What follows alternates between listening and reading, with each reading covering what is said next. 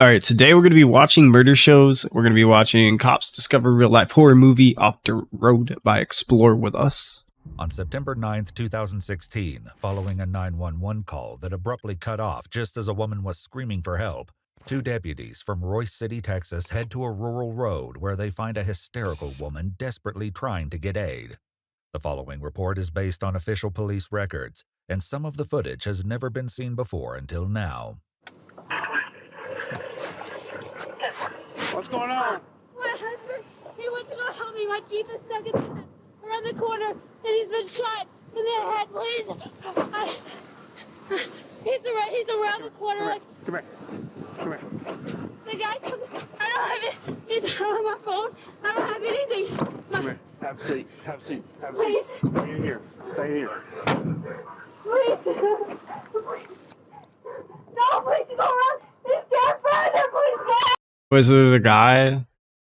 There was a guy that shot her husband, but she ran away. But the Jeep? Is the Jeep still there? Please. Please. Please go. Please go. Please go. Please go. Please. She said he's down here. He got shot in the head. Please go. Please go. Please. Her security unit said our Jeep is stuck down there. Please go. Please. The deputy rushes to investigate the situation, updating his partner as he makes his way down the road. The woman, on the other hand, is left secured in the vehicle. Please tell me something. Please. Come on. Come on, bring him up here. Please, please. Soon more officials begin to arrive, including an ambulance. Please, go back there. Please, go back there. Please, go get him. Please, go get him. Please. I mean, I feel like you said he got shot. I mean, people live from headshot. Yeah.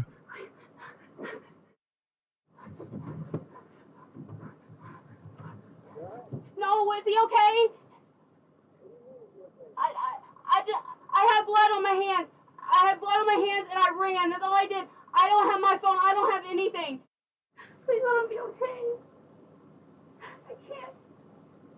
I can't do this on my own. As the woman continues to panic in the back of the police vehicle, the deputy fills the arriving officials in on the situation. All day. He's sitting in the middle of the road in a real nice Jeep, vehicle running, head down. Okay. Looks like he's got a wad shotgun up at the side of his head. Like we're close contact with him, but there's no gun. There's no gun. Yes, sir. I don't know if you guys want to look at it. I don't know. Well, you've seen her yet. Well, I'm going to want to talk to her, so. The ambulance is brought back up the road, notably without the woman's husband inside. Where are they going? Where are they going? Where are they going? She's then brought to the ambulance to be checked out and is soon joined by Officer Meek, who will begin the arduous process of detangling the complicated story of what actually happened on that dark road. From what I got from what she said, a guy came out of like the woods. For some reason, they were in the woods, and some guy came out of the woods and shot her husband in the head, but let her live and run. And also didn't take the Jeep.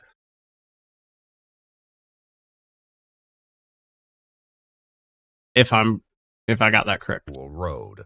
So your lungs are clear up here. It's not asthma, okay? Hello. You're I mean, weirder stuff is happening, but I mean, like 100% over here on the monitor. You're looking at that. You want a little bit of oxygen to help you out? I want to. but like, why were you down there? That's like the main thing that I want to know. Was like, why were you guys down in a row? Or like, her Jeep was stuck? But why were you down there? Okay. Well, I got to get some information from you real quick, okay? But Listen you to me real quick. Let these guys do what they need to do. But do they live down there? But you listen to me, all right? Just 1 second. What I need you to do is in through your nose, out through your mouth. Slow your breathing down. Concentrate on that. So when you listen to him, when he's talking to you, the whole time I want you to think slow in through the nose, out through the mouth. I'm going to give you a little oxygen. Calm yourself down. It's going to... After some deep breaths, the woman reveals that her name is Chacey Pointer. After being read her Miranda rights, she agrees to speak. Tell us what happened. I was driving from Quinlan. From Quinlan. What were you driving? My Jeep. Okay. Jeep. And I was gonna meet my husband at the Jack in the Box. And when he texted me, I told him I was 3 miles away. Yeah, slow down. Slow down.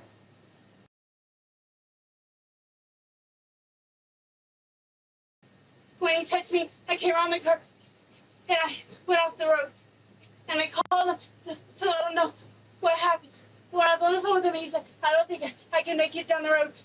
So we walked up here and we walked back to my Jeep. So the gray truck right here, who's that? That's his truck. That's his truck. He came out here to help me. And Why were you out here? Sorry, did I miss that part? Why were you out here? I was 3 miles away. And when I was gonna meet my husband at the Jack in the Box. And when he texted me, I told him I was 3 miles away. Yeah. I was gonna meet my husband at the Jack. I don't think I can make it down the road. So we walked.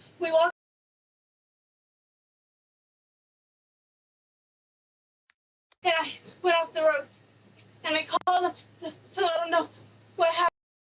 Okay, sorry. Gotcha. Here to help me. Okay, so they were gonna go meet at Jack in the Box, and then she went off the road and got stuck, and then called him and told him that she went off the road and got stuck. But then he parked his truck like at the beginning of the like road and then walked to her and then got her Jeep out, and then someone shot him. And he backed the Jeep up, and I was sitting right at the back of it. And Why was he able to get it out so easily? But he walked down there. And I went to go get, and I heard a shot, and the Jeep started rolling, and I didn't see anything, and I saw a shadow. That's all I saw. And when I walked up to him, I yelled his name, and I just felt something on me.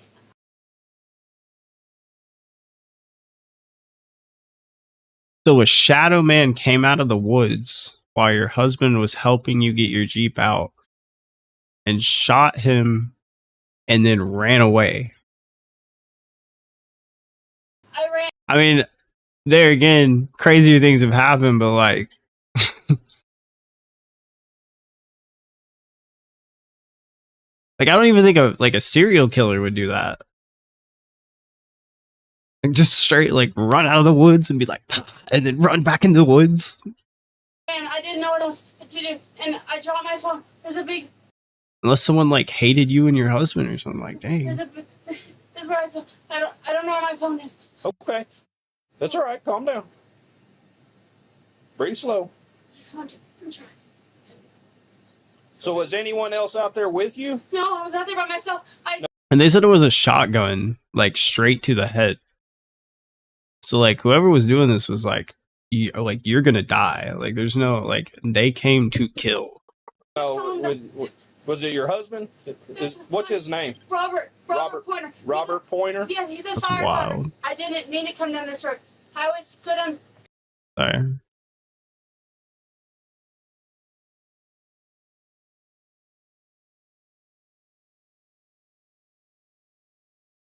Yeah, he's a firefighter. I didn't mean to come down this road. Oh. I was good on He's a firefighter? the other road. Uh-huh. And I missed it. So I just took the next thing, and I was looking at my map. It's the only thing.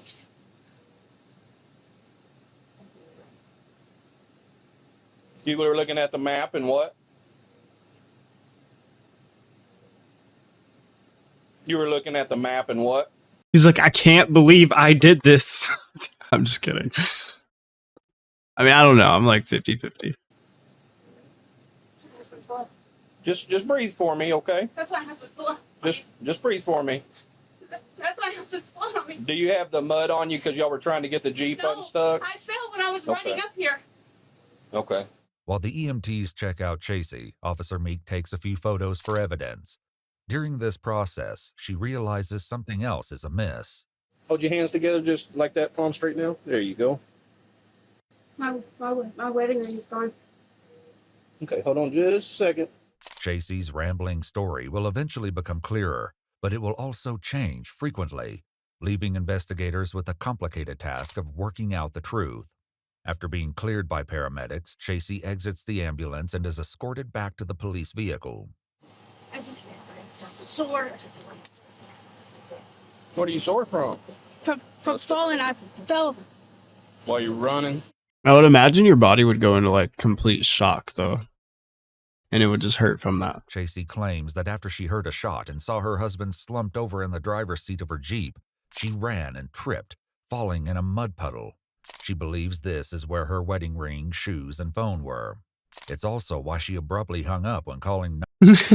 Has been called. Oh, he's on the vacation. Oh, I forgot. Yeah, true. Well, you got this now. 911.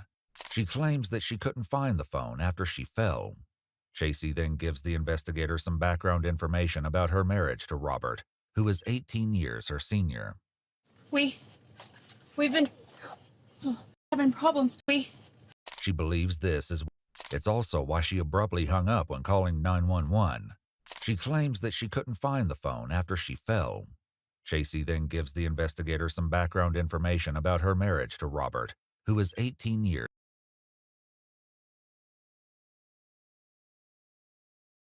Dang. I mean, 18 years is a lot. Her senior. We've been having problems. And Okay, so she like calls the cops. So her and her husband were gonna meet at a Jack in the Box, and then she drove off of the road and got stuck. So then called her husband, but her husband I like didn't drive his truck down the road because it would get stuck. So he walked down the road, and then he got her Jeep unstuck.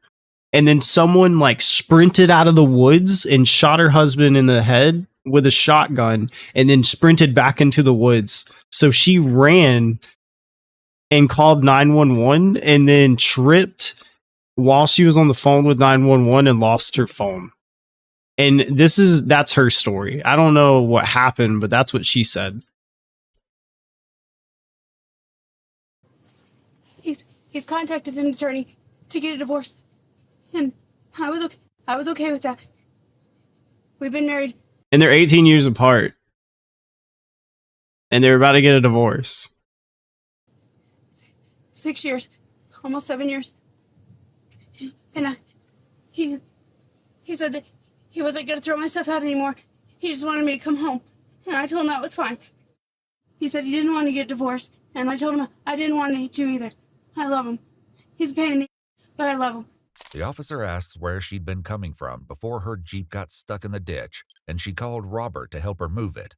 Chacey says she'd been at a friend's house, but there's more to this story than she admits at first. Whose house was that?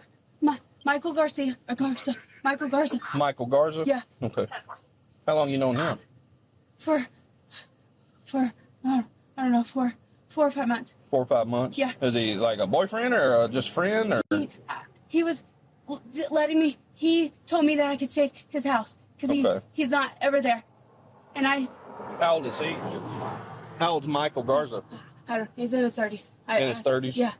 I don't know a whole lot about it. This claim about Michael Garza is just the tip of the iceberg, as investigators will soon realize.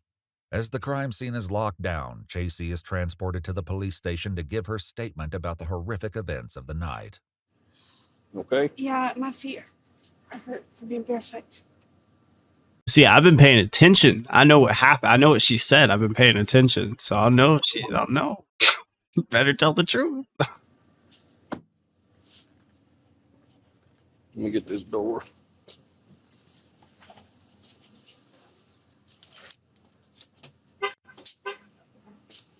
There you go.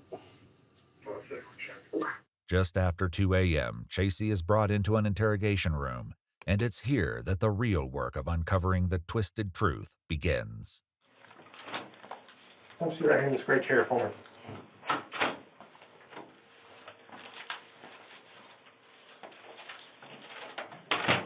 I understand that Officer Meek read you the Miranda rights and everything out there in the field. Is that correct? Yeah. Officer Meek. I've never been in a situation before, so I don't know if it's best if I get an attorney or not.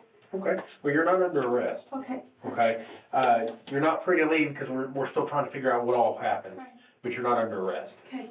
Chacey is left alone for a few minutes, and she seems to finally take a look at the mud and blood covering her arms.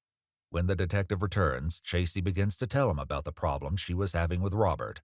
She claims it first came to a head about 2.5 years ago. What did those issues kind of consist of? He became real violent towards me. Okay. There was a couple of times that he broke one of my phones in half. He would go through the phone bill and just call a bunch of numbers. I have a business on the side where I make cakes, and he would call everybody that was on the phone bill to see who they were. As it turns out, Robert had actually filed for divorce previously, 2.5 years ago. The couple decided to split up, and Chacey moved out of the house to live with her mom. The problem was, the divorce papers stipulated that she couldn't take her daughter with her. This was one of the reasons the couple decided to reconcile, because Chacey didn't want to leave her daughter. According to Chacey, after getting back together, their relationship had been fine until recently, when Robert filed for divorce again. The couple's 6-year-old daughter had actually come up earlier that night when Chacey was talking to Officer Meek in the back of the police vehicle. The last couple of days we've been fighting. Okay. What do y'all fight over? Anything. He could be my daughter. He's trying to take my daughter away from me, and he keeps telling me he knows the loopholes. She's the only kid I could ever have, and she's everything to me. Right. My daughter's my world. Why would your husband be trying to take your daughter from you, though? Like, what reason did he give you? Because he knows that that's what's going to hurt me the most, and he knows that's what's going to make me stay. Despite claiming that her daughter was her world, Chacey had no idea where her daughter was when she made that statement. She'd left her with some of Michael Garza's friends, who were currently trying to find her in order to return her daughter. Earlier that evening, the friends had actually driven to Chacey and Robert's house, but found it empty. As they were returning home, they saw the commotion of emergency lights around the crime scene and decided to stop and speak to police. Chacey's daughter is in the back of their vehicle as they discuss Michael Garza and Chacey with Officer Meek. Yeah, they were supposed to be going on a date. I was watching the daughter. Is that why you kept her? Yeah, that's why I have her. Okay. And she was like, because she tried to get me to drop her off at somebody's house down the street, and I was like, I'm not doing that. No, that's good. You did good. Police soon contacted Chacey's mom and stepdad to come and pick up their granddaughter. Hello. Jay Harper? Officer Meek, we got your granddaughter up here in the Suburban here. This was the babysitter. Hey, let's step up here out of the road. All right, here's they were babysitting your granddaughter today, okay? Because your daughter, your daughter had them babysit their daughter so she could go spend the evening with a boyfriend, and that's what we got right now. But so your granddaughter's fine. We just need somebody to take custody of the granddaughter because your daughter's actually being detained right now for our investigation. I can't tell you anything else about the investigation. All I can tell you is she is being detained at this time. Tell us if she's physically okay. Yes, sir. Yep. Has there been an accident? I can't tell you anything else. All I can tell you is she's perfectly fine, breathing and everything, talking to us and everything, but she's being detained at this time per our investigation. Is her spouse, Robert? I can't give you any other information about her. So you can give her... Yo, you done messed up, bro. You can give information about the daughter, but you can't give information about the husband.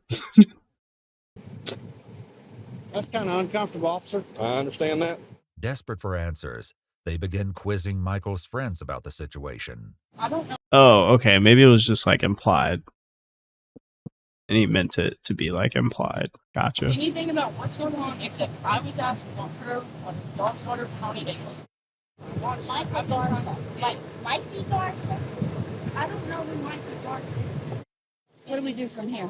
Just go home, and then whenever everything's figured out, then we'll make phone calls, or she'll be able to make phone calls, or whatever else here in a few minutes. But right now, it's a active investigation, so I can't tell you anything else. Chacey's mom and stepdad will eventually speak to her, but for now, they take her 6-year-old daughter home with them.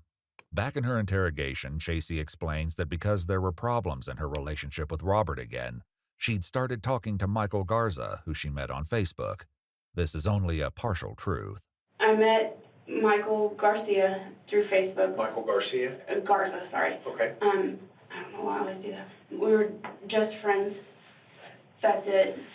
Robert knows that I was seeing somebody, he doesn't know who. While she's now claiming that her and Michael Garza were mostly just friends, she said something very different about them hanging out earlier this evening while she was at the crime scene. Did y'all have a date? Was it date night? No, we just hung out. We had sex, obviously. Okay. Well, not obviously. I'm asking. No. I need you to tell me. No. Okay. Yes. So y'all had sex. Yes. And how long were you over there? 2 hours. 2 hours. Have y'all ever had sex prior to this? Yes. Once before. Where at? In his truck. In his truck? Yes. And so now y'all had sexual relations twice. Tonight Yes. being the second time, Yes. right? Yes. And your husband wasn't aware of any of this? No. Okay. In interrogation, Chacey shares an anecdote about what sparked one of her and Robert's recent fights. And he kept asking me who came to the house, and I kept telling him I didn't know who came to the house. I received a text message probably about 2 weeks ago from a number, and I didn't know who it was. And I told Robert about it. I sent him screenshots, and so it kind of sparked a little argument. And he kept telling me that if I didn't tell him who it was, that he was going to kick me out. While Chacey doesn't reveal the significance of this seemingly offhand story, it will later become crucial to understanding what was really going on. He's had a past, he has hit me over the years, not like constantly, but there's been occasions, whether he gets mad at his ex-wife and I get it taken out on me, but I never pressed charges because I didn't want him to lose his job. Okay. And his job is really important to him. Though Chacey mentions Robert's ex-wife Amy, she doesn't go into detail about the turbulence between the two of them. Robert and Amy had been married for 20 years, but divorced when she discovered he was cheating on her with Chacey. Back in her interrogation, Chacey explains that she and Robert had been fighting for a few days, including the night before Robert was shot. I got home and Robert just kept calling me names. Okay. He kept telling me that I was a and he just felt like I was a and all these other things. And I told him, I said, you're being a right now. I said, I'm not going to sit here and listen to it. I said, I'm just going to go. I said, I don't care if I have to go get a hotel room or if I have to go to my mom's. I said, but I'm not going to listen to it. And I started putting my scrubs in my bag, and he told me that if I left, not to come back. Despite this, Chacey had returned to the house later that night, and by Friday morning, the day Robert was shot, their turbulent relationship took another turn just as she was leaving for work. But as I was walking out, he said, I hope you know that I still love you, and I still want you here. So I asked him if we could talk today. While Chacey says that she and Robert had planned to talk about how they would stay together, she told other people something quite different. Michael's friends, who'd been taking care of Chacey's daughter the night Robert Jack in the Box was shot, later spoke with police, and what they shared opposed Chacey's claim. And she told him that she was going to go meet up with her husband because he finally said that he would sign divorce papers. While Chacey fully admits to spending time with Michael Garza before meeting up with her husband, when asked about who she was texting and calling while at Michael's house, she leaves out crucial details about a third man, one which complicates this story even further. So you never spoke to anybody, you never called anybody, you never texted anybody other than Robert? I was texting my friend Brad. He asked how it was going, and I think I said, oh, it's going. Like, What is your relationship with Brad? we're just friends. Okay. And how long have you known Brad? Probably since I was 17. No, I was younger than that. Okay. He's a friend of my dad's. Okay. Have you ever been intimate with Brad? No. Okay. So you've never had sex with Brad in any No. way? Okay. Brad eventually came in to speak with police, and what he revealed flipped everything Chacey just claimed on its head. The two had started talking on Facebook around May 2016, about 5 months earlier. This means that her relationship with Brad overlapped with the one she had with Michael. Unlike what she told Michael, though, Chacey had claimed to Brad that she'd been divorced since 2014. I was with Chacey at least 6 days a week, probably 7. Now, when you say with Chacey, was it just a hangout, or was that for sex, or? Well, it was a lot of it was for sex. It's clear that Chacey is leaving out a lot about her relationship with Brad, begging the question, what else is she not being honest about? Brad will eventually reveal even more of Chacey's secrets, including a twisted plan for the night Robert was shot. He's also not the only person to come forward about her illicit love life. For now, though, the detective speaking with Chacey asks her to go over Robert's shooting again. She repeats the same story she already told officers at the scene. This detective, however, isn't buying it. I'm having a hard time with the fact that somebody, with you being 5 feet away, would shoot your husband and then just not even, would let you into the vehicle, not mess with you at all. No, look, that's what I'm telling you. When I was trying to get away, there was someone standing right there, and they were coming up to me. But I just kept on running. Okay, how close were they standing to the vehicle? I don't know. Okay, you're saying that there's somebody there, and obviously they're close enough to shoot your husband. I didn't see anybody standing there. Earlier, though, when talking to Officer Meek, Chacey had claimed that she actually did see someone. There was a man. There was a man. There was a man? Yes, yes. Did you see what the man was wearing? No, his dark. No, my headlights were shining. He was wearing dark clothes. He wasn't as tall as you. I know. Just here's the problem with this. Okay, from what you're saying, the blood splatter on your arm, the description that you're giving, it doesn't add up. I didn't shoot my husband. I'm not saying you did. I'm just saying that you might be more involved in what you're letting off. I don't know how. You keep talking about how you want to protect your daughter, you want to be with your daughter. Playing this role is not going to help you. I'm not playing any role, that's the thing. Look, your story does not add up with the evidence that's there. Okay, but I feel like I'm being backed into the corner and I haven't done anything. I'm not saying you have. I'm just saying your story doesn't add up. There needs to be more information and you're not providing it. I don't know what... The streak right there on your arm is a blood splatter, okay? You see how it splatters up your arm? Yes. That is not from... I was not next to him. I was not next to him. When I touched him, I had blood running down my arm, and then I fell into a mud puddle. That's obvious. I'm not denying that. We found your phone in the water. I believe that happened.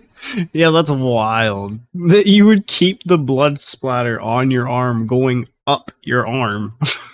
How else would you get that? You'd have to, like, get blood on your arm and then hold your hand up in the air. Even then, it wouldn't splatter like that. I don't know what I'm not denying that. Here's my thing. You're saying that somebody just randomly killed your husband out in the middle of a field, okay, who then allows you to get into this vehicle, stop the vehicle, touch your husband, allow you to run past this guy, and never bother you. I don't buy it. I don't buy it. It seems that investigators had their suspicions about Chacey from the first moment they saw Robert's body, as the responding deputy's dash cam audio reveals. That's why I secured her. I got my doors locked and everything. Somebody can get her out.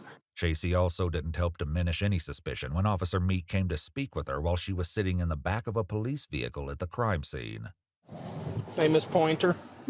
I got some forms here I'd like you to read and fill out, if you will, okay? Basically, what they are is they're just consent to searches, so basically saying that we're allowed to look at your phone and look in your purse and look at your residence and that kind of stuff, okay? Okay. All right? Do I need an attorney or anything? I mean, am I in trouble? I've read you your rights, and you understood your rights, correct? Yeah. Okay. If you would like to speak to an attorney, that's totally up to you. Okay. I don't know. I don't know. No, it's fine. Listen to me. Would you like me to read you your rights again? No, I heard you first. But okay. I don't know. I've never been in trouble before. No, and I'm not saying you're in trouble. Self-snitch? I know. Make no mistake. I don't know. We're doing an investigation right now because we're trying to find out what happened. That's all we're doing, okay? That's fine. So you tell me. Are you willing to fill my paperwork out or no? Yes or no? It's up to you. That's fine. I don't know. I don't know if it's. I'm fine with it. Okay. I don't have anything to hide. Okay. After a bit more hesitation, Chacey signed the consent form. However, despite her claim, she had a lot to hide, though she denied it while in interrogation. I don't know what else she would tell you. I'm telling I you want the the truth. truth. I want to know I'm who pulled telling the you the trigger. truth. I don't know who pulled the trigger. See, I think you do, and that's the problem. No, I don't. I don't know what else you want me to tell you. I want you to tell me the truth. I am telling you the truth. I don't know who pulled the trigger. I don't know anything. Look, the way your husband was killed, somebody was right next to him. I wasn't right next to him. You were within 5 feet of where he died. I wasn't right next to him. Your own admission of where you were standing, you were within 5 feet of this man being murdered, and you're saying you didn't see anything, you didn't see anybody standing there. No. I don't buy it. I think you're full of crap. I want you to tell me the truth. I want you to tell me who pulled the trigger. I don't would know. believe you if you said you didn't pull the trigger. I didn't. I would. But I want to know who did. And I do not believe you that you do not know. I don't know. I think you're full of crap. I don't know who pulled the trigger. I really don't know. I don't know. I don't. I did not kill my husband. I don't know who killed my husband. I don't know. I don't want him dead. I don't. I wanted our family to be normal again. That's all I wanted. I don't know who pulled the trigger. I really don't. I don't believe you. It's that simple. The detective then begins to develop a theory, asking Chacey if she ever vented to Michael Garza about her problems with Robert. She admits that she did. He knows he's hit me before because he saw the bruises on my arm, and that was probably a week or two ago. I've got bruises on the back of my legs. I've got random bruises from Robert. It could just be him grabbing me. He's done this to me for 7 years. There's been times that he will get upset and he'll grab me by the hair and he'll slam my head up against the window. I don't know why. I know I can be a pill to deal with, and I know that. Michael wasn't the only man Chacey made these kinds of allegations to. She also made similar claims to Brad, the other man she was seeing. She told me that he would drag her around. I asked her over and over and over. I said, "Why don't you go to the police, Chacey?" And she would tell me that he would kill her. Along with this, Chacey had also told Brad about an incident with Robert, one that casts a different light on the current situation. I think he told her before she pointed a gun at him, maybe if she pointed a gun at him that time. I think she said he told her that there's something about they'll carry her out in a body bag, and Chacey told me that she told him, no, they'll carry you out in a body bag. While she hasn't admitted to it, Chacey has been keeping another secret. She wasn't just cheating on Robert with Michael and Brad, but also a third man named Sean. Just like the others, she told him about her alleged issues with Robert. Chacey had met Sean at a firefighter event before they started talking on Facebook. He eventually came forward and she's meeting everyone on Facebook. spoke with police, claiming that he and Chacey had been seeing each other for around 7 months, from September 2015 to July 2016. This time period overlapped with her relationships with both Brad and Michael. She told me on a couple of occasions that he, would put hands on her or, threaten her. Threaten to divorce her and take her kid and everything, stuff like that. But, she basically painted him to be a monster. Well, she had said that a day or so before, he had grabbed her and was physical with her, and there wouldn't be anything. No finger marks on the arm, nothing around the throat, nothing. Just like with Brad, Chacey had made a concerning comment to Sean. There were times that she would say, she wished she died in a fire or stuff like that. And, I just kind of... Chacey's boyfriend. I wonder if they put that above all their names. I never looked at it. Blew it off. In her interrogation, the detective continues to try and pry the truth from Chacey. So let me ask you this: so was this something set up that Mikey had done to get him out of the way so y'all could be together? No. Was this something that he had done to, I guess, retaliate, to protect you, I guess, Robert? That I don't know. That I really don't know. At one point I told him, I said, I don't have any way out. I'm just going to throw my hands up and just stay with him. I told him this a couple days ago. I told him I've been with him for almost 7 years. What's the rest of the time until he gets older? And he said, you shouldn't have to live like that. He was telling me he was going to come over and basically just beat him up, is what he was telling me. Like he was. Yes. And I kept telling him, there's no need for that. It's fine. I can handle it on my own. And I kept telling him, I don't want you involved. That's what I told him. Okay. So here's what I think happened. I think Mikey's involved in this. Okay. And I'd even go so far as to say that you probably didn't have any knowledge of his actions. Okay. I would hope to God. I would have hoped to God that he wouldn't have done that. I mean, he knew that Robert and I were having problems. He knew that I wanted to try to work things out. And just like tonight. Well, so that's part of the problem. You say you wanted to work things out. You had sex with him tonight, even though you wanted to work things out. You probably told him you loved him. He has already told you within 3 months that he loved you, which is pretty quick. Yes. I'd say that, he told me tonight. Obsession. He's already said that he would do violent things for you. I believe that you saw Mikey do this, you panicked, and that's the way you went, which is why you are unscathed in this. Somebody that just cold-blooded murders somebody, okay, does not let another witness just leave. I didn't see anybody, but if I had to guess from things that he said to me before, I would say it was him. That's not good enough. That is not good enough. He has made comments to me about family and friends. That's not good enough. You're 5 feet away. 5 feet. You're this table length distance away. Somebody taking a shotgun, pushing it right up against your husband's head. Boom! No. Boom! And you're telling me you see nothing? You see nothing. There was nobody standing next to him. Nobody standing next to him. There was nobody standing next to him. Following this confrontation, Chacey's story changes dramatically. Don't lie to me. You're going to take a fall for this. You're never going to see your daughter again. Okay? All because you're trying to protect somebody else. He did it. You saw him. I didn't see him. Then how do you know he did it? I did. He had a box of gloves sitting on his kitchen table. A box of rubber gloves. He had a camo shirt sitting there next to it. He had a camo gun. I don't know what it was. I don't know anything. There was a trash bag sitting next to it. She now adds another element, notably something she hasn't mentioned until now. He has told me that his family is part of the Mexican mafia. Who did? Michael. Okay. And that he can make people disappear. So Mikey told you that he can make people disappear? Yes. And what did you say to that?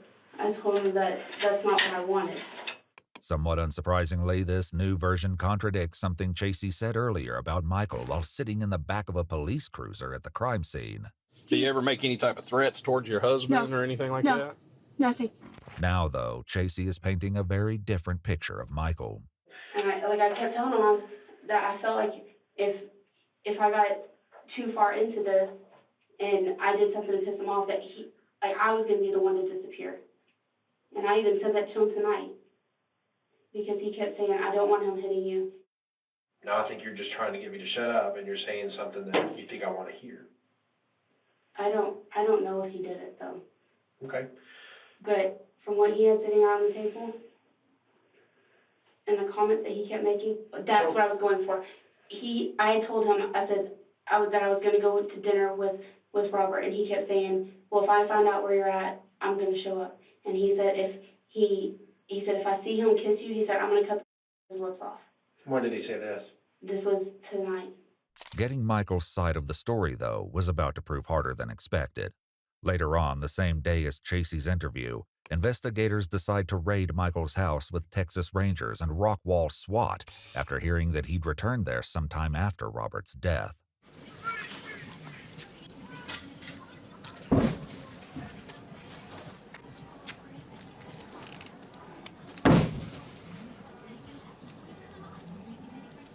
Despite the effort, there's no sign of Michael inside the residence or in his truck. Here's some more camo and black clothing. Why would you have a camera system and it facing the wall? Oh. Unless you have someone here you didn't want people to see.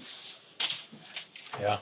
The hunt for Michael will continue, so for now, investigators make do with Chacey's version of events. After a quick trip to the bathroom, the detective continues questioning Chacey, and it seems like the break gave her time to think, because when they start up again, she has an entirely new series of events to share, now claiming that she actually did see Michael standing at the side of the Jeep. When I took off running,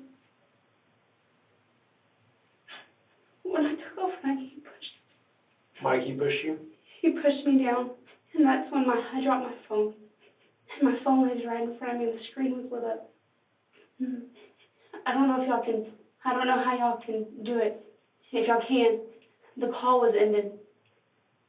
He picked up my phone, he ended the call, and he threw it down in front of me, and I was on my hands and knees in the mud. And I couldn't find it.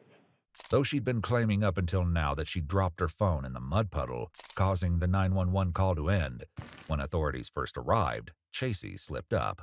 The guy told me I don't have it. It's on my phone. Does this slip-up indicate that she's now finally telling the truth about what happened to her phone, and Michael took it from her? Or is this all still an elaborate lie? I didn't want him dead. There was, But you just didn't want him, you didn't want to be with him anymore. No, I wanted to. I wanted us to work things out. Despite this claim, Chacey had slipped up again while at the crime scene. So your husband knew Mr. Garza? No. And that's why we've been having problems. I didn't want to be married anymore. Chacey's text messages also reveal another side to her story. When texting Sean, the third man she was seeing, about hers and Robert's relationship, Chacey wrote, "I only have one way out of this, and it's not going to happen anytime soon. And I hate him so much, more than I've ever hated anything in my life." If that wasn't clear enough, she also told him that I would be better off with him gone, benefits and can't lose custody. Chacey's lies continue to pile up, and there are still many more to be exposed. After hearing her latest story, the Damn, she's out get the benefits. detective leaves Chacey alone again. Can't get his face off my head. Here's what I want you to do, okay? I want you to write out everything that happened tonight, okay? Everything that's pertinent information, okay? I want you to take your time. I want you to write it out. And remember, if you lie on here, it's against the law, okay? Charges could come to you if you lie, okay? Just know this is also your opportunity that after we talk to Mikey and he tries to throw you under the bus, because I guarantee you he will, this is your one opportunity to get all the truth out there. After filling out 5 pages for her statement, the officer reviews it and then confronts Chacey with what he's discovered while he was out of the room, catching her in yet another lie. The area where she said her vehicle had become stuck didn't have any trees big enough for it to be trapped. A four-wheel drive Jeep like that would not get stuck where you're saying it got stuck. No, I wasn't telling him I was stuck. I told him that I went off the road, and that's what I called to tell him. This is another direct contradiction to what Chacey said at the scene. Where was it stuck? In the front, in the rear, the side? It was in the front. Okay. There's a branch, and I couldn't get it to back up over it. Okay. And it was hung, and there was tree branches on the inside. Was it across the road, or was it No, on the side? it's in the ditch. I went off into the ditch. Okay. All I can see is You haven't seemed upset. You haven't. I don't know. It's almost been like just a blank slate, like almost like you prepared for this. Hearing this and perhaps realizing that she isn't going to be able to sell this story, Chacey once again adjusts the details, now saying that when Robert threatened to kick her out of the house, she asked Michael what they could do, and she claims he said he would have someone kill him or he would do it. The last thing he told me was, if I do this, you're going to be right there and you're going to watch it. And I told him I didn't want to. First he told me that he wanted me to meet him in Dallas to talk. And he kept saying that he wanted me to bring him as far into Dallas as he could, or as I could. I think the crazy part is if they plan this together, she's just like, yo, throwing you under the bus, bitch. Because he wanted to make it look like a robbery. According to Chacey's latest version, Michael had planned to burn Robert's truck and the clothes he was wearing in order to cover Hey, I have that inhaler. Inhaler buddies. Hey, evidence. However, that didn't happen, and so they went with a new plan. Chacey admits that she drove down the rural road, went into the ditch, and called Robert to come to the spot where Michael told her to stop. Now that she finally seems to be closer to the truth, Chacey goes over the shooting once again. Asthma gang?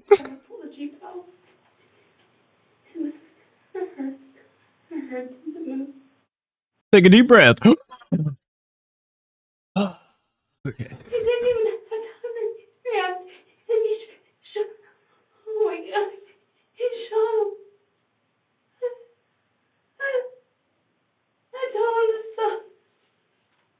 You were screaming at Michael to stop? Yes. I wanted him to know what it's like to be bullied all the time.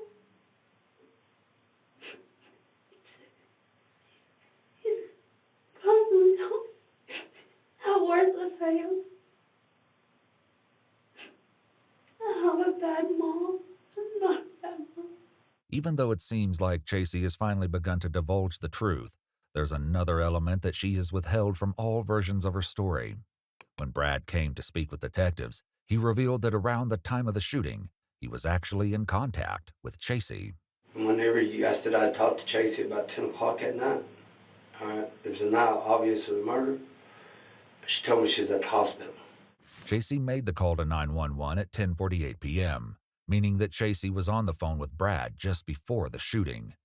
To explain the time she was spending with Robert or one of the other men she was seeing, Chacey had told Brad that her grandfather was sick and was visiting him in the hospital.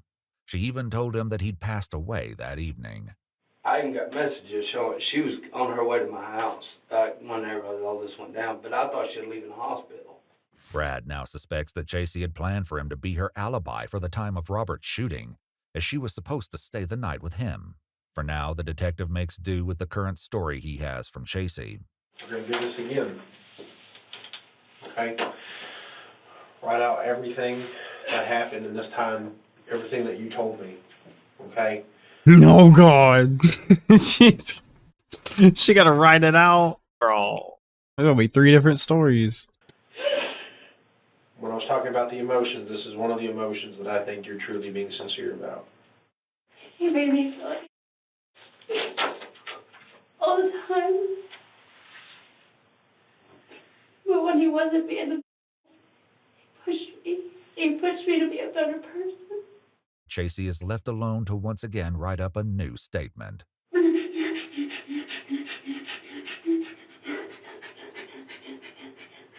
During his interview, Brad posited a theory that Chacey may have had ulterior motives when telling him about Robert allegedly hurting her. Why would she show me this gun aware? Why would she be telling me that he was abusive and this and that? I mean, either he was, or she was trying to get me to say, I'll help you. You know? Brad would eventually share one. True. She's like, yo, I'm going to bang a bunch of dudes and I'm going to get one of them to kill my husband. Watch this. And then, like, in her mind, she was like, that's crazy. That would never happen. But then it happened. She's like, oh my God, it happened. One more shocking story. The day after Chacey's interview, investigators are still looking for Michael and decide to speak with his mother and brother. We've got to make contact with him, okay? And the longer it goes, the more the hunt intensifies, if you will. You understand what I'm saying? We have every intention of that boy presenting himself to the police station. I know, but listen to me. I'd like it to occur tonight, like this, within the next few hours. If y'all could get it to do it, we can promise his safety as long as he acts right. No harm will come to him. I can promise you that. What we're after is for him to go in there, and then. I don't know. I don't know much. I don't know, like, the whole picture of the story. I know I didn't raise a boy that is evil like that. Though Michael's family was sure he would turn himself in, he didn't, and so investigators continued their search for him. Chacey was left alone once she finished writing up her newest statement, but she will. I wonder where he went. soon be joined by someone who throws a wrench in her. I mean, like, I don't know. It's like, I don't know. This plan was just not thought out. It never is thought out. Why would you, like, bro, you killed someone and then you're going away. The girl that you killed for got arrested now, and then she's telling on you. And, like, did you plan to meet up? Did you guys even plan to meet up? Or, like, was your plan just to kill him and then leave and then, like, never talk to her again just to, like, prove a point? Allegations about Robert. Until then, it seems that Chacey has finally realized her lies have come crashing down around her.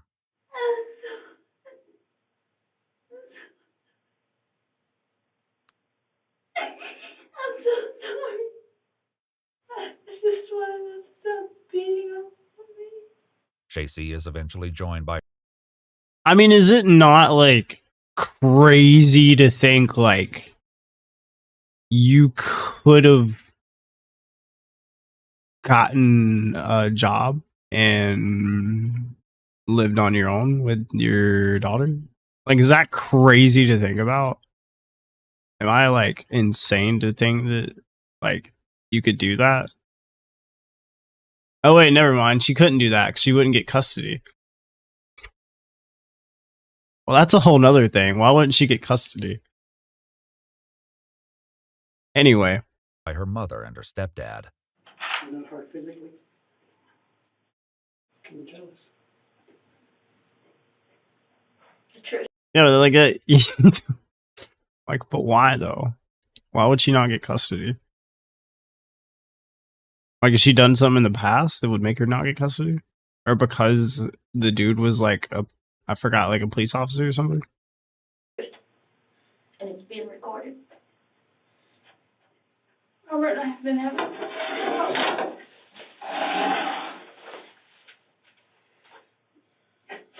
and I have been having problems again. And he said he's gonna kick me out. And then he's gonna take from me again. I talked to Robert yesterday. I know. No. But he's still pushing me around. He's not pushing you around, Chacey. Mama, you don't live there. It kind of just clicked. Okay, so like, in her mind, the only way that she gets to live with her daughter and then also away from Robert is if Robert dies. Gotcha.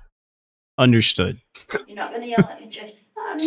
Chacey's own mother isn't the only one who has reservations about her claim that Robert hurt her. Chacey and Robert's neighbor later spoke with police, and she claimed to have spent a lot of time with the couple.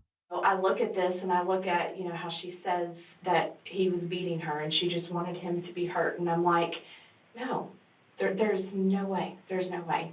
And all the times that we sat there, never once did she ever say anything to me about, he's abusive or he did this, never saw any bruises, never.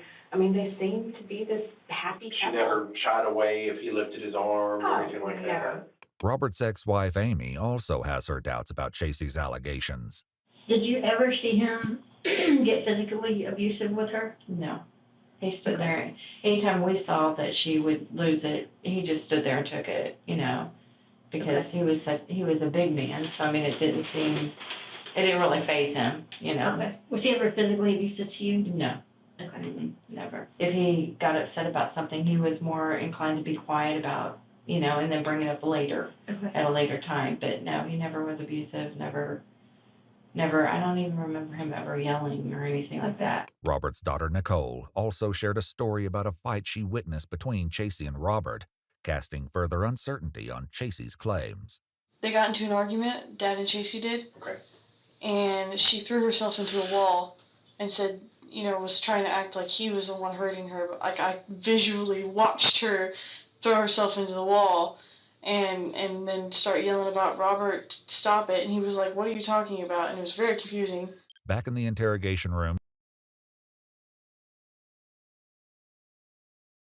Dang, bro. You should have not have married someone 18 years younger than you. Chacey attempts to plead with her mother and stepdad. Okay, maybe that's not the issue. I think maybe she's just the issue though. That's crazy. I just wanted something to scare. I would be so scared to be in one of those situations. I mean, I wouldn't be, but I would be like, I would be, because in those type of situations, whenever someone tries to gaslight you, like just straight up out of nowhere, just gaslights the fuck out of you, I don't know what to do in those situations. Like, I just believe, oh, I didn't do that, so no one's gonna believe it. But whenever there's someone like yelling something really loud or like doing something and they didn't see, because I've like witnessed it, and then you kind of believe the person making it up at first until you like investigate. But like, I don't know. I would just stay there and be like, okay. Oh, no. She just wanted Michael Garza to scare Robert. Stop it. You're hurting me.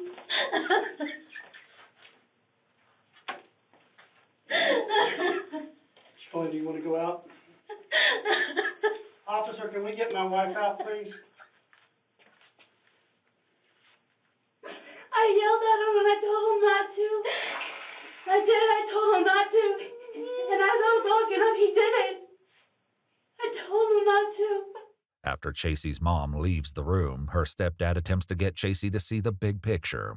I need you to calm down so you don't physically get a heart attack or a stroke, okay? What's done is done. Now we got to try and work our way through the details and see what to do next, okay? There's nothing I or your mother can do for you right now, okay? Please, please. We will. You know we will. You don't have to worry about that. I don't. We haven't told her anything. Okay? After taking some time to calm herself down, Chacey's mother returns. We're trying to get her to eat something. You need to take care of yourself, Chacey. Yo, love mom. Can we get her some food? She hasn't eaten all day. Just always thinking about, like, have you eaten today? Staying healthy. Boy, y'all need to do that for a guy.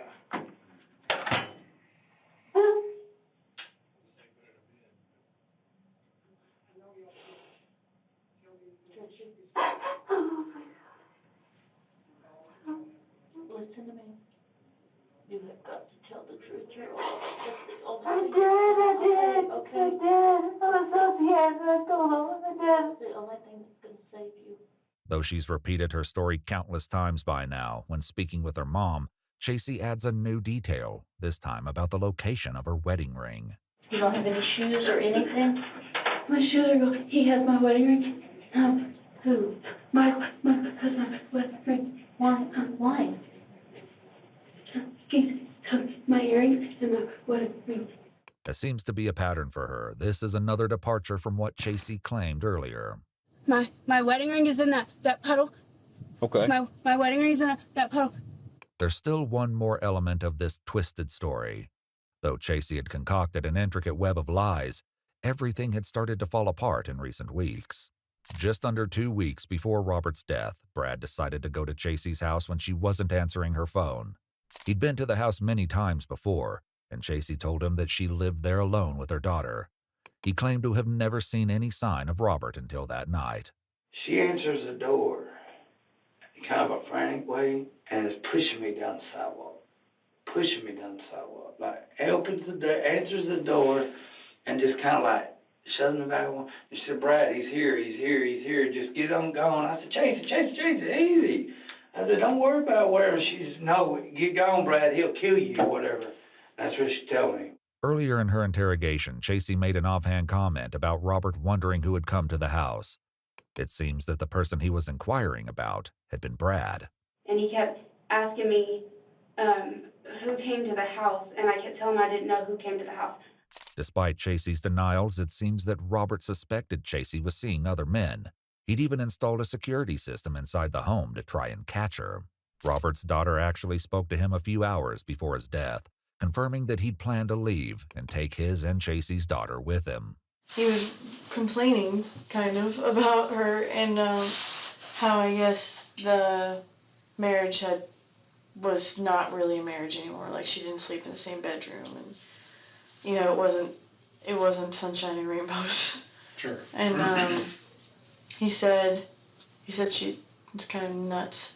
And then he also told me that he was supposed to meet her that night so they could try to work things out, like, because he wanted a divorce, and he was going to try and take. In the interrogation room, Chacey's mother struggles to come to terms with what her daughter has done.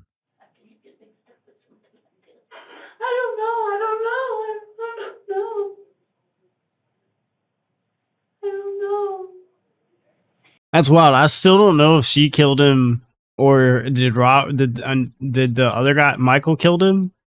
So it wasn't her. It was Michael. But like, why? I guess we're gonna find out. It was like, there's only 4 minutes. There's 5 minutes left. See you, Joker. Thanks for stopping by. Yo, what's up, Dave? She killed him too. She killed everyone. I don't think she killed anyone. I think she's getting people to kill people. Why couldn't you come to us? No, I didn't want to. I can't. Chacey, I love you, but I can't. We have to find out. Kill about Robert, Chacey. Kill about Robert. I didn't want him to do it. I just wanted him to scare him enough that he would quit doing this for me. I don't want to hear it anymore. Yeah, so like the story now is that like she was just like sleeping with dudes and then telling them that she was getting beat and like all this stuff, and like kind of maybe hopes of like, oh, maybe they'll do something about it. And then one of them said that they would do something about it, and she was like, nah, I don't want to like him dead. And then he was like, nah, I'm gonna kill him. And then she was like, nah, but I don't want that. And then he was like, nah, I'm gonna kill him. And then nah, because that doesn't make any sense though. She had to be involved. That's 100% she had to be involved because she didn't get stuck.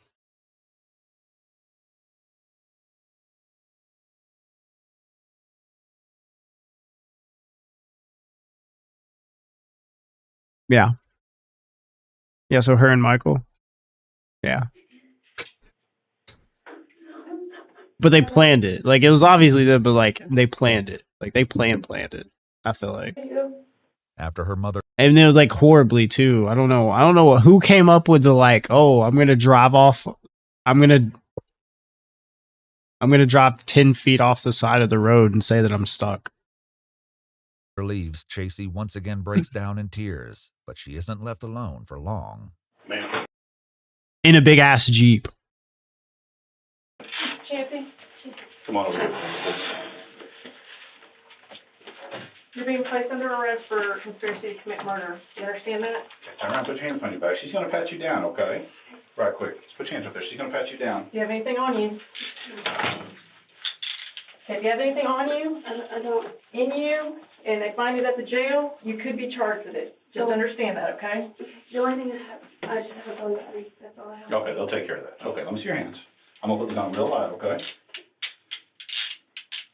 Okay, you good right there? See how it's moving? You got small wrists. Following Chacey's arrest, Michael Garza turned himself in 2 days after Robert was shot. If investigators hoped to hear his version of events, they would be sorely disappointed. How are you? How about yourself? Doing all right. My name's Michael Burke. I'm the detective from Royce City, okay? Quit standing up for me. Take your handcuffs off of you. As soon as the detective gets Michael's handcuffs off, he reads him his Miranda rights. I'll tell you what. I'm going to give you an opportunity to speak. Tell me your side of the story, okay? We've already talked to Chacey. This is your opportunity to kind of say your side of the story, what happened, and we'll go from there. Speak with the attorney. Okay. Michael Garza never did share his side of the story. I was wondering why I was like, that was the end of the video. I want to speak to an attorney. That's how most videos are. However, some of his friends came forward and spoke with police, sharing what he apparently told them. They said that following Robert's shooting, Michael came directly to their house and made comments about up, and said that he was in big trouble. He also claimed that, quote, the set me up. In his version of events, Michael told his friends that Chacey asked him to go with her to meet her husband that night. He says he brought his shotgun and drove in Chacey's Jeep together. He claimed that as they drove, Chacey said they were just going to kill them. Michael said that he got scared, got out of the Jeep, and ran into the woods. He claimed that when he heard a gunshot, he then ran all the way back to Quinlan. His friends were skeptical of this story, especially because he added that he saw the police lights as they responded to Chacey's 911 call, yet he'd apparently been running away at the time they would have arrived at the scene. As well, other evidence turned up. On October 17th, while harrowing a field near the back road where Robert was shot, a farmer came across something and immediately called the police. Shotgun.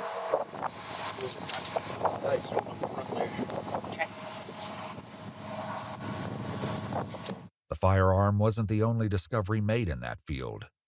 It's gonna hurt us because it's inside out.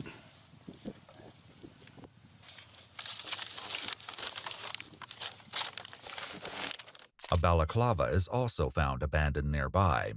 With Chacey's confession and this evidence, Michael Garza was convicted of first-degree murder for the intentional use of a deadly weapon and sentenced to 99 years in prison. Chacey Pointer, on the other hand, was convicted of first-degree murder for intentionally causing Robert's death and sentenced to life in prison.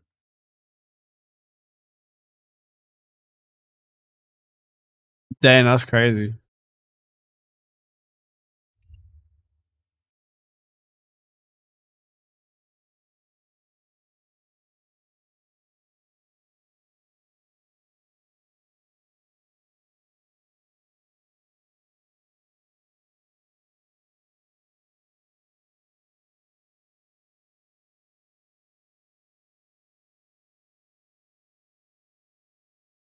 That's wild, bro.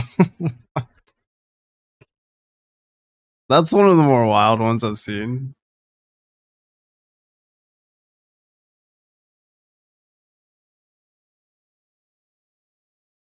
See you, Joker. Hey, Catherine.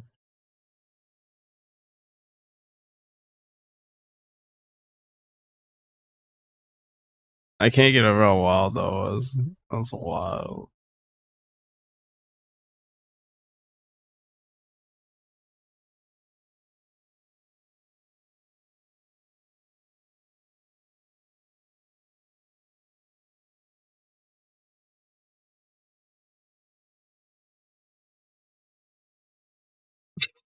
It can't either. All right, the next one is anyway, this video is called bro, I just can't. That was crazy. And that's not even, it's not that it's like that crazy, because I've seen way crazier stories, but that was just like, it's just so weird. Like, how did you do that? Like, how did you do that? That's crazy. He said, I'm going to sleep with a bunch of different dudes and I'm going to complain about my husband and I'm going to get one of them to kill my husband. And then actually it happened. It was wild. It's like Gypsy Rose. I mean, alleged. I mean, she's innocent. I'm just kidding. She's innocent in the court of law. In a court of law. I think, right? Yeah, something like that.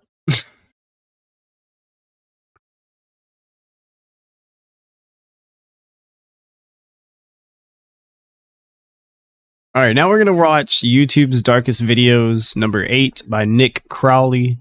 I've never seen 1 through 7. This is the first time I've seen this, so I actually have no idea what it's about or anything.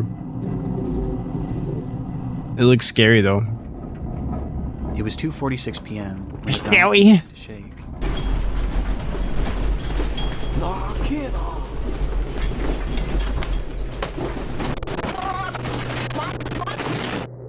For residents of Anagawa, Japan, earthquakes were nothing new, but this one was different.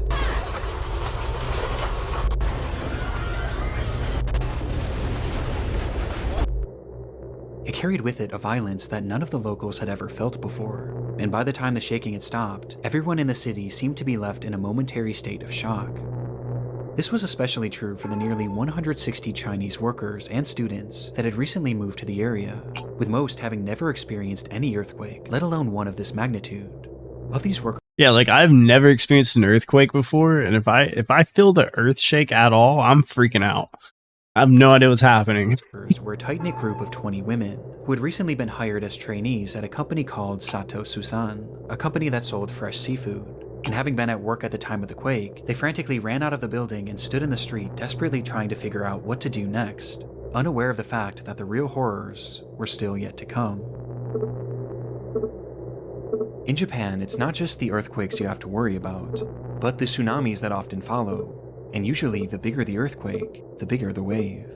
And given that Anagawa was right on the sea and Sato Susan was directly on the shoreline, these women were now standing directly in the path of an impending disaster. Thankfully, their boss, Mitsuro Sato, was well aware of what was to come, and quickly he yelled to the women to seek higher ground. But given their unfamiliarity with the area, Sato knew that he would have to be the one to lead them there.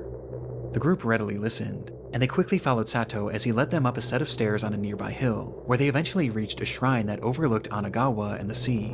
It was the highest point in the area, and should keep them safe from what would likely be a massive influx of water. And sure enough, as they neared the top, Sato's fears were already coming true. As the sea had drastically retreated, it was now beginning to push forward, and things were only going to get worse from here.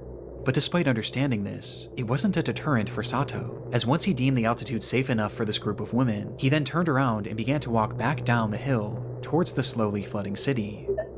The girls yelled at him asking where he was going, which is when he revealed that down below in his home in Anagawa were his wife and his daughter, who were now directly in the I'd be like, you'd be anime running. path of this unfolding disaster, and he was going to save them. The girl screamed out to him, begging him not to go, as things had already become incredibly dangerous, but he didn't so much as turn his head as he stepped down onto the street and disappeared from their view. And it was at this time that one of those girls standing high atop the hill began to record.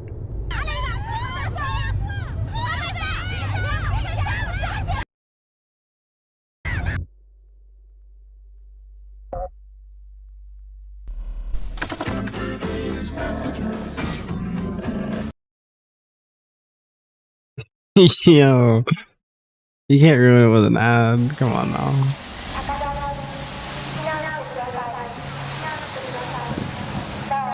He used to live right up practically on top of the San Andreas Fault.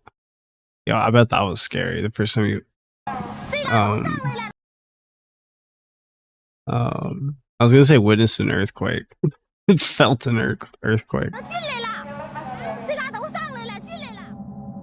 The footage shows that the shoreline was no more, as the water had inundated the entire area as it slowly crept its way deeper and deeper into the city streets.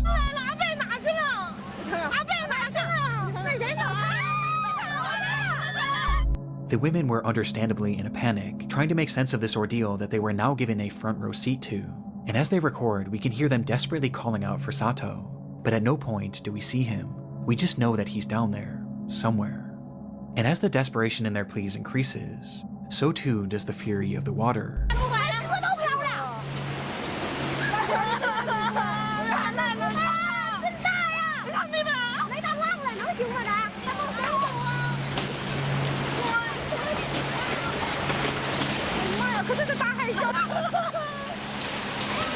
It's wild.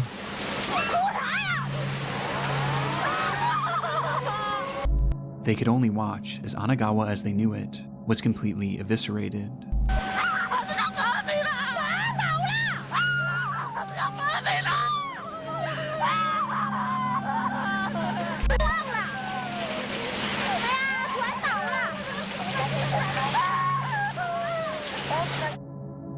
And by this point, they realized that there was now essentially no hope for Sato. It was at this time that the women realized that despite already being at a considerable height, it still might not be enough, and so they ran even higher up the hill, desperately trying to get out of the path of this water. I was about to say, like, maybe you film for like a second and then you start running, because like it seems like it's rising really fast. Like, where would you even go? You just like, where's a mountain or a big hill? And as they did so, they noticed something down below.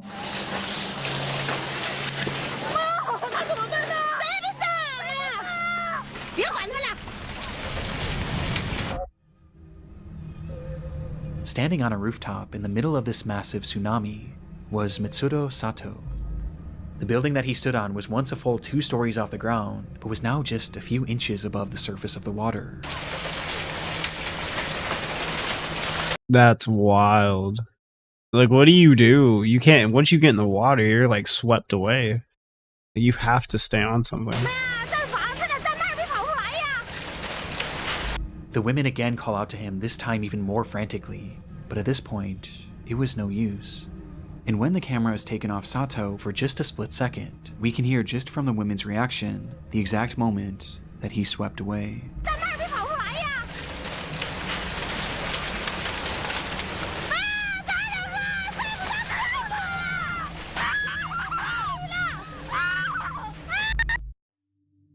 The recording stops shortly after and restarts minutes later, revealing that the streets where the women had been standing just moments before were now fully underwater, and the buildings that once stood around them were now reduced to nothingness. In front of them was a sea of death, and had Mitsuro Sato not led them up that hill, then all of these women would have certainly been a part of it. Wow. The date was March 11th, 2011, a day where Japan had been hit by its most devastating earthquake ever, with it ringing in at a magnitude 9.0, which in turn caused the nation's worst ever tsunami, as that day, 19,759 people would lose their lives, with Mitsuro Sato being one of them. But against all odds, his wife and daughter were not part of that death toll, as it's been reported that they were later found alive and unharmed. The devastation that occurred that day is incomprehensible, and all the footage of this disaster could warrant a place in this video, especially the footage of Anagawa, as you can see what it looked like before, during, and after.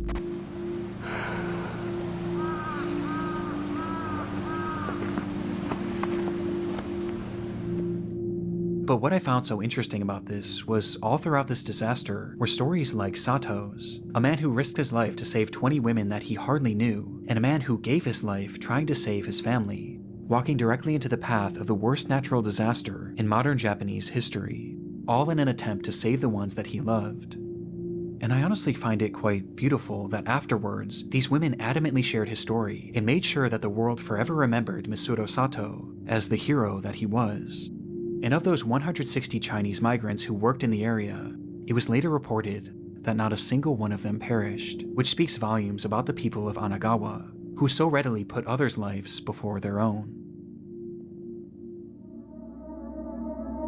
Fire marshal is investigating a blaze. That's wild. 2 people found dead inside the home, and This is really fun. I like it. I like these.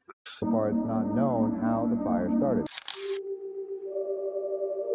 It's like watching a scary movie, but it's like, it's real. It was just past 5:30 a.m. on the 17th of February 2021 when residents of a small neighborhood in Georgetown, Ontario were woken by the sound of sirens blaring. One man frantically grabbed his cell phone and rushed outside to record the unfolding scene, where he was met with a horrific sight. His neighbor's home was fully engulfed in flames. It must have happened quickly, as by the time rescue workers even arrived on the scene, there was already little hope of saving the house, or any of its occupants. It would take hours before that blaze was finally quelled, revealing the charred devastation inside, as firefighters would find the remains of 56-year-old Christina Rirak and 59-year-old Andrew Rirak within the home's garage. The cause of this fire was initially unknown, but quickly the situation was deemed suspicious when experts determined that the fire had started as a result of some sort of explosion that had happened within the garage where the couple's bodies were found. This was later confirmed by security footage obtained from a neighbor who lived across the street, capturing the moments when it suddenly ignited around 5:27 a.m. There was clearly something off with this case, and things only became more sinister following the autopsies of Andrew and Christina, which revealed that they hadn't actually died in that fire, and instead, both of them had been stabbed to death. Yo, that's some mob shit. He done fucked around with some bad people. With Andrew also being badly beaten. This fire wasn't started to kill them, it was started to cover up their murder. And it did a good job of it too, as the scene was now left completely destroyed, with very little evidence being left behind. But there was something else investigators thought to check. That's security footage. The camera had been facing the garage where all of this carnage seemed to have happened, and so they thought maybe if they looked back far enough, it could at the very least show what had led up to this brutal attack. And so they rewound that footage, going back hours and hours, during all of which the garage had have a good night. Remained perfectly still, until they got all the way back to 6:42 of the day prior, February 16th.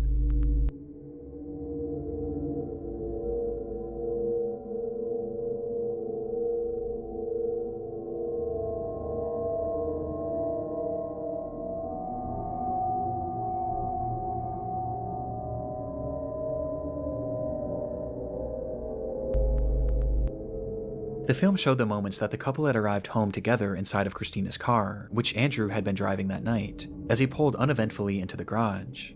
This was the last time this couple was seen alive on camera, which on its own is disturbing enough. But as it turns out, there was something far more unsettling about this footage, as it revealed the fact that Christina and Andrew weren't alone. Yo, stuff like this, yo, it makes my skin crawl, man. Like, this is real. Like, this is real.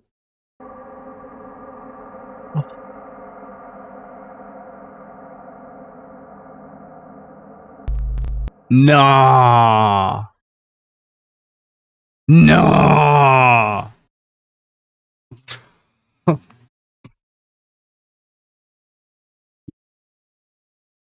I can never have a garage now.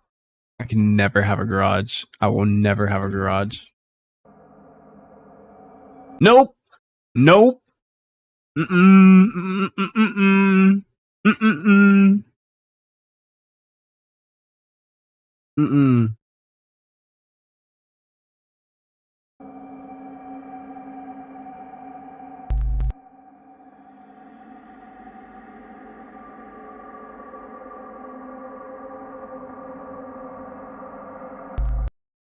But he went around.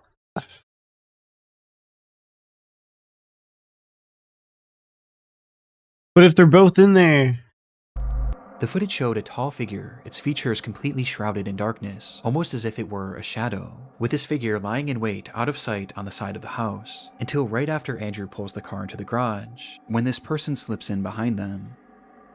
It's impossible to say for sure if the couple noticed this person or not, but it appears that they likely didn't, as they both start to exit the vehicle, to which the figure... What do you mean? Is no one getting out on the passenger side? Figure then ducks down in an attempt to avoid detection.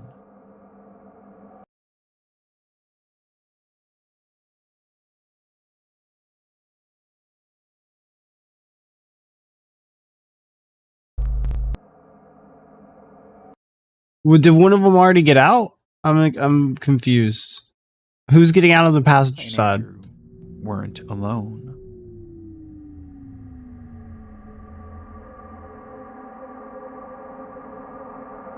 Gotcha. Okay. Okay. So if there's two people in the car, unless one of them's in the back, why would there?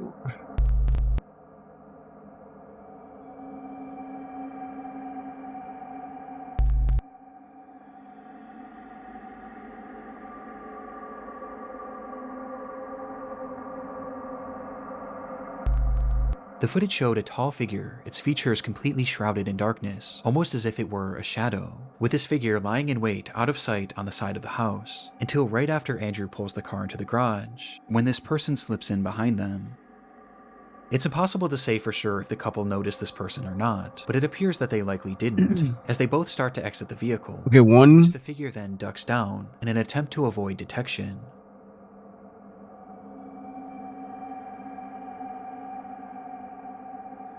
Until the garage door begins to... I'm confused. I just don't... I saw one person get out. And then, were they both on the driver's side? Why were they both on the driver's side? to slowly close. Either Christina or Andrew would make it out of that garage alive, as just seconds after this footage, they both would be brutally murdered by this unidentified person. The footage is terrifying and speaks to that innate fear in most. Like, this dude obviously knew what was going on. I think this was some, like, I don't know, man. Like, some, like, he doesn't mess with the wrong people for real. Because I don't, like, it doesn't seem like they, like, took any money or, like, they didn't care about the cars, they didn't care about the house, they didn't care about what was inside. They might have cared about something inside the house, but, like, it seems like they just, dude went in there, beat the shit out of the guy, killed them both, and then set their shit on fire. Like, he didn't care about anything in there. He was just like, no, I got a job to do. Like, this was like a hitman type thing. Most of us, the fear of being followed, of being watched, and attacked in the moments where we least expect it. It's paranoia inducing. Either that or someone that really, really just did not like that guy. And made even more off-putting by the fact that this clearly seemed to be premeditated. Whoever this was knew their schedule and had been waiting for them to arrive home, in a place where they knew they wouldn't be seen. But by this point, their motivation... I kind of think, like, I don't know, man, like, someone that, like, willing and brave to just, like, do that.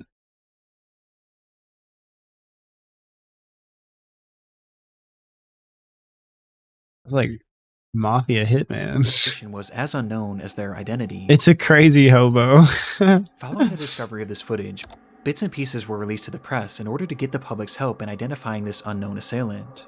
It represented a rare instance of a killer being clearly caught on camera right before committing a crime, but that's also what made this case so frustrating, as despite the video capturing this person, none of their features were discernible at all.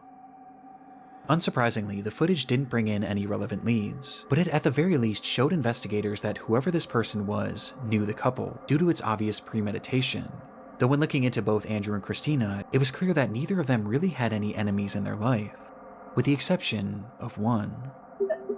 Harrison Brown was a 27-year-old employee at a company called Rogue Transportations, of which Christina happened to be the vice president of operations, and during his time there, Harrison was known to be abrasive and combative, with Christina often having to be the one to reprimand him, leading to Harrison resenting her.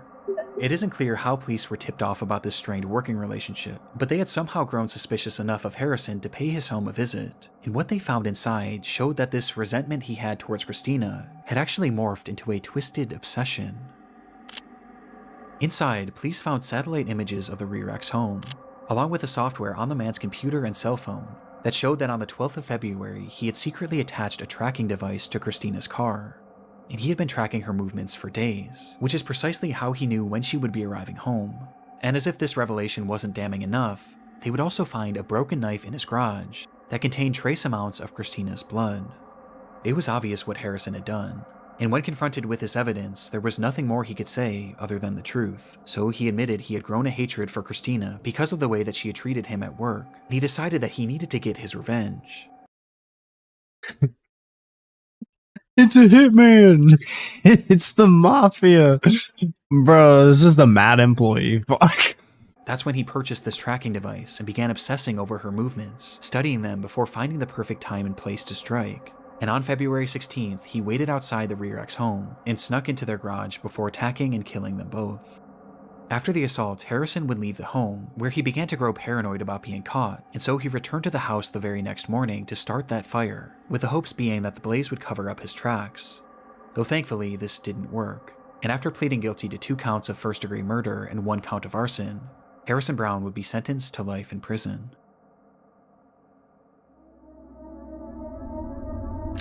All 20, LMV, roll over TC. I've got an unresponsive female. I got a male in the car, refusing to get out.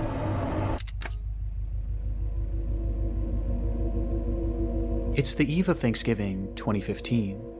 Police officer Patrick Feaster sits in his cruiser parked alongside the road in the town of Paradise, California, waiting for his first action of this uncharacteristically quiet night. His car was facing the direction of a well-known local cantina, which patrons were known to drive away from under the influence. And sure enough, as the clock approached midnight, the calmness around Feaster would be shattered by the sight of a car speeding out of the restaurant's parking lot.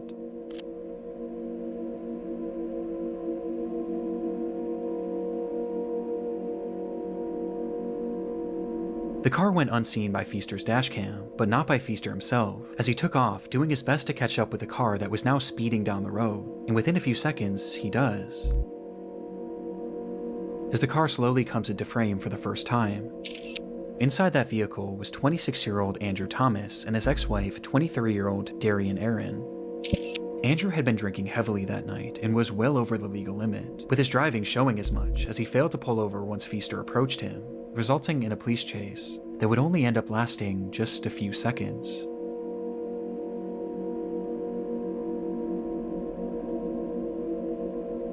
All 20, you roll over TC, Pearson, just east of Black Olive.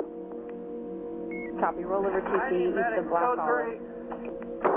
As Andrew would drive his car directly into a median, causing the SUV to flip over violently before coming to a halt on its side. In that instant, Darian was ejected from the vehicle, being thrown straight through the windshield and landing onto the asphalt, where, despite still being alive, her injuries were likely unsurvivable. But Andrew, on the other hand, was still inside the vehicle, and he seemed to have been left relatively unharmed.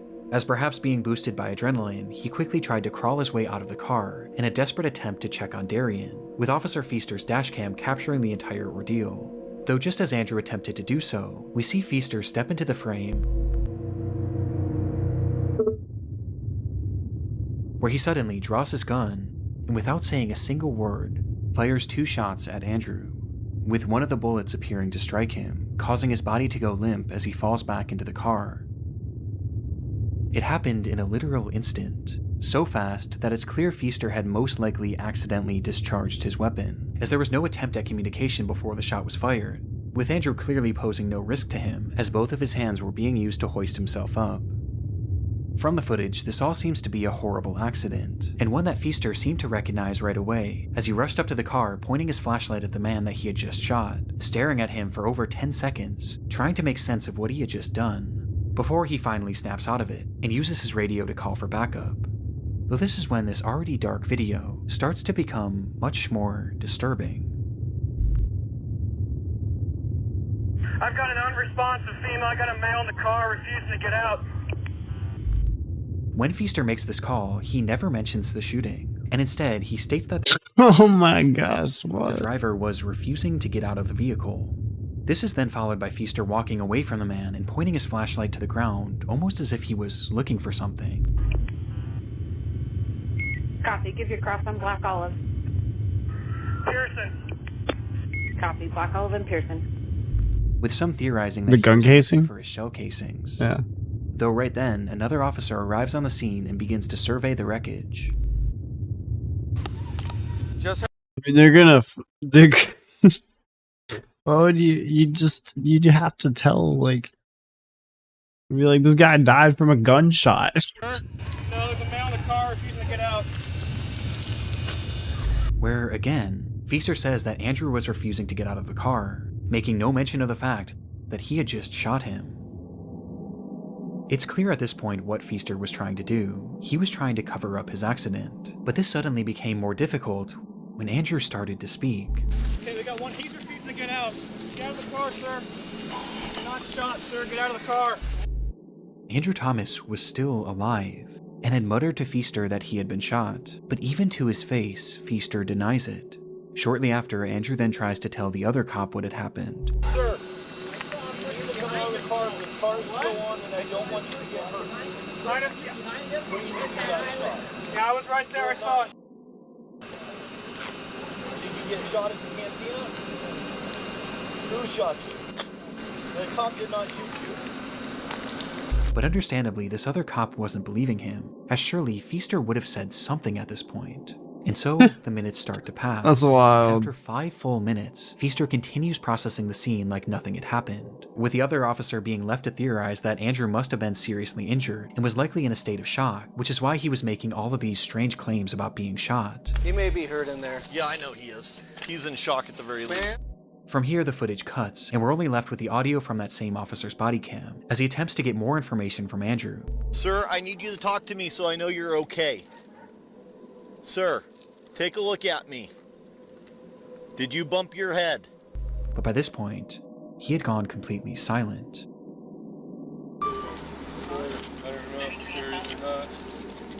10 minutes later, the footage then cuts back on, this time to another officer's body cam, which shows that an ambulance had now finally arrived on the scene, with medics first directing their attention to Darian, who was in the worst shape, as she would tragically be pronounced dead shortly after. But despite all of these first responders on the scene, none of them had any idea that the man inside that vehicle had just been shot, and shot by one of their colleagues. And in these moments, Andrew was slowly losing his life as each minute passed.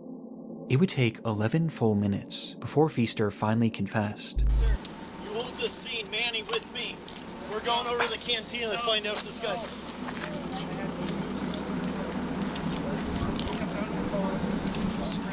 Take a shot at him. I wasn't even pointing at him. The guy could go on. Saying that he might have shot the man, but he wasn't sure. And immediately after saying this, Oh my God, are you serious? No, the recording is stopped, and the footage comes to an end. That's wild. He just turns off the body cam. Like, sure enough, in that moment, Officer Patrick Feaster had in fact shot Andrew Thomas, with a bullet striking him directly in the neck. And the reason why he wasn't getting out of his vehicle was because that gunshot had left him fully paralyzed from the neck down. His condition was awful, and made worse by the length of time that it took for him to receive proper treatment. And despite fighting for weeks, Andrew Thomas would lose his life less than 1 month later due to that gunshot wound. Afterwards, Feaster admitted that he did fire his gun, but claimed that in the moment he wasn't actually sure if he had hit Andrew. But many found this hard to believe, as his gun clearly goes off while he's pointing it at Andrew, and he clearly gets a good view of him immediately after the fact. Not to mention the fact that Andrew literally told him over and over again that he was shot. But for many, by far the most incriminating moment was when Feaster appeared to be looking for his shell casings. And because of his actions, Officer Patrick Feaster would be found guilty of manslaughter and receive a prison sentence of 180 days. A decision that was heavily contested but ultimately upheld. And while no one is defending Andrew Thomas's decision to drink and drive that night, Feaster's use of deadly force and his blatant attempt at covering it up make this footage harrowing nonetheless.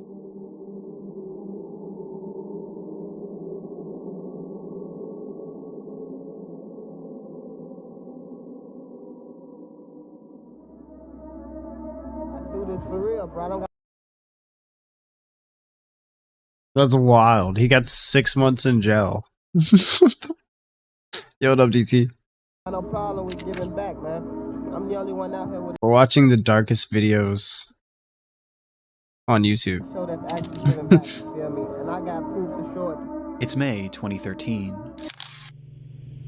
23-year-old Quamaine Wilson arrives at his local bank in Chicago, Illinois to deposit $20,000 cash, which he planned on giving out to groups of his most adoring fans. Man, about to go get this $1,000 out for the fans, man. Really, I'm gonna take out $20,000, man.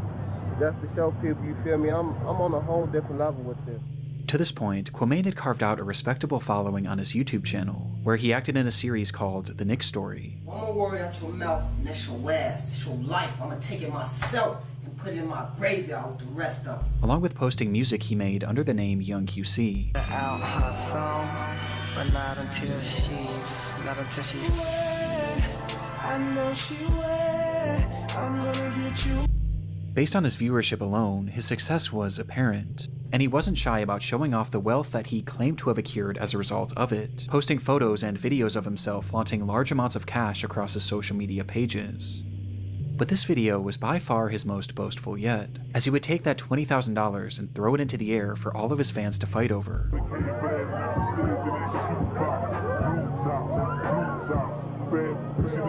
With Quamaine clearly relishing in the opportunity to show off his riches, despite the fact that behind the scenes, things weren't quite as they seemed.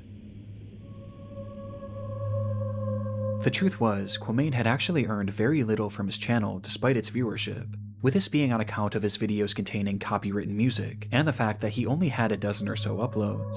In fact, his social media flexing had started well before he even made his first video, as in reality, all of this money was coming straight from his mother, Yolanda. I thought that they were gonna say it was counterfeit. Why wouldn't you just, like, rip counterfeit money? Holmes. Having started a successful business in Chicago, Yolanda made a great living for herself and Quamain. And being her only son, Quamain was given just about anything he could have asked for. She would buy him designer clothes, jewelry, and even the Mustang seen in this video. But for Quamain, it never seemed to be enough. He wanted to achieve a life of fame and riches, and he used his mother's finances to sell the illusion that he already had, asking her again and again to purchase him things that could help him sell this dream, until one day, it all came crashing down, when Yolanda would tragically lose her life. Just like that, Quamain's entire support system had fallen out beneath his feet, leaving him without his mother and without the provider who was funding his entire life. But strangely, this didn't seem to stop his lavish online presence. In fact, his spending only seemed to increase after this, as this footage of him giving away money to fans actually took place after the death of his mother, which became extremely off-putting for law enforcement, as Yolanda hadn't simply passed away, and instead, she had been brutally murdered. Quamain had learned something shortly before Yolanda's passing, that not only were his mother's savings entirely willed to him, but she had also taken out 2 life insurance policies, in which he was the sole beneficiary. And despite Yolanda giving him anything that he could have asked for, it seemed that by this point, Quamain had simply grown tired of having to ask. And so, on September 2nd, 2012, he would offer his friend Eugene Spencer $3,500 to kill his own mother. No way. No. Eugene accepted the offer, and that night he would travel to the apartment of Yolanda Holmes late at night, where he entered her room and shot her multiple times as she slept. At the time, her boyfriend had been sleeping next to her, and despite jumping up and doing his best to fight off the attacker, Eugene would eventually beat him unconscious before fleeing the scene. Eugene would call Quamain immediately after the attack to tell him that the job was done, but rather than feeling any sort of guilt, Quamain instead had no emotion, and he simply stated, "Make sure the bitch is dead." And so Eugene went back up to that unit, this time brandishing a knife, and repeatedly stabbed Yolanda until he was absolutely certain she was gone. And with that, Quamain Holmes was a rich man, and it only cost him the life of his own mother. For a moment, the crime had worked perfectly. The police were That's wild. left with no concrete leads as to who might have killed Yolanda, and the public largely believed that it was her boyfriend, whom Eugene had knocked unconscious. But no one even thought to look at Quamain. And recognizing that he was in the clear, his behavior grew brazen almost immediately. Quamain Wilson lost his mother to gun violence on November 14th. My mother, she was a neighborhood woman. A guy entered her home, and murdered her, just to steal. As he went on TV to talk about his mother's murder, where he peddled the theory to the public that this was some sort of botched robbery, all the while he showed no emotion. He wouldn't even wait a full week before depositing the money, as he took out $90,000 within just the first few days, and immediately began showing it off to his followers. And in this footage where he gave away that $20,000, throwing it into the air as if it meant nothing to him, every cent of that had come from the death of his own mother, a death in which he was entirely responsible for. It would take over a full year for Quamain and Eugene to be caught, with police largely being tipped off by his online antics. And in the end, Eugene was given a 100-year prison sentence, while Quamain received 99 years, with his legacy now permanently defined by his creation of one of YouTube's darkest videos.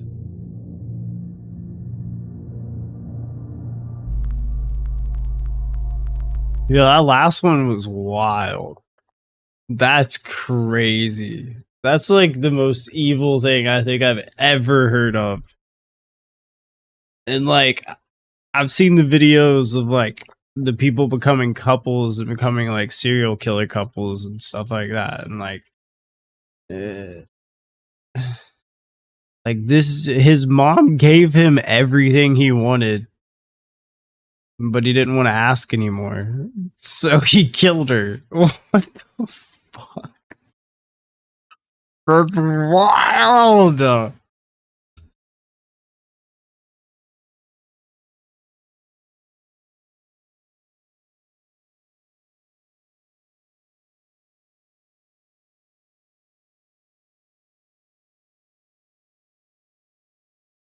My brain hurt. Like, genuinely, my brain's kind of like a little fried from all these stories today. These weren't that bad. Some of them were pretty scary. What was the one that I saw? They've all been anyway.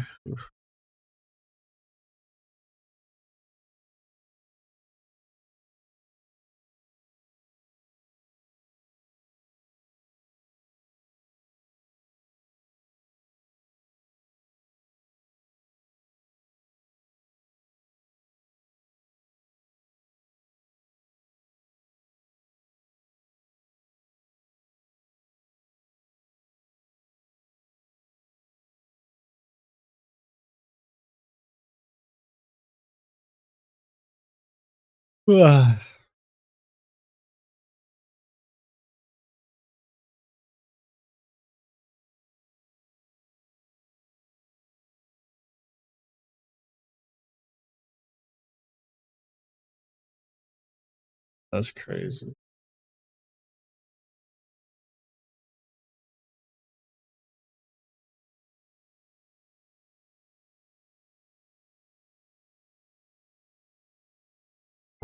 Chat, listen to this beat. Listen to this beat, chat. It's actually hard. I'm not gonna fix it because it's not good enough, but still, chat, listen to this.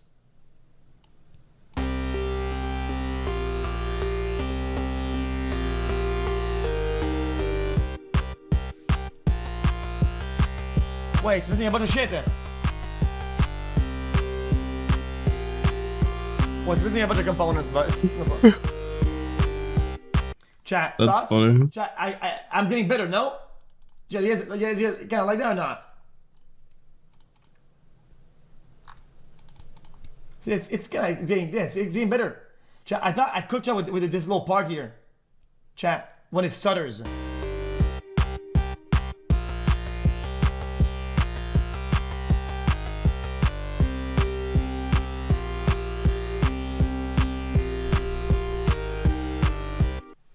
Anyway, whatever. That's about it. But yeah, chat.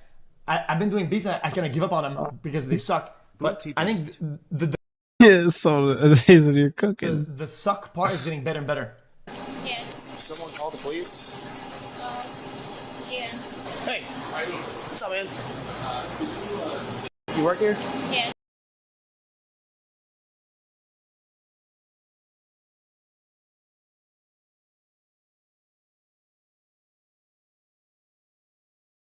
All right, this one is from Midwest Safety. Chaos erupts after woman gets fired. You work here? Yes. Someone called the police? Yeah. Hey, how you doing? What's up, man? Her? Yeah. I just met him today. Don didn't inform me that he was the manager. Okay, is he in charge though? Don didn't tell me that. But I mean, are you guys? Hold on. I just met him today. Okay, that's fine. But are you guys the only two people here? Yes. Yeah. And he's call my manager. This is my break time anyway. Okay, well we'll just stay over here. We can hang out back here. That's fine. How you doing? I'm sorry. That's fine. She's been extremely disrespectful. I was like, just go home. She's been want to leave, so. You know, if he's in charge and he's telling you to leave. I just met him today. What's her name? I don't even know her name. Can't get her name.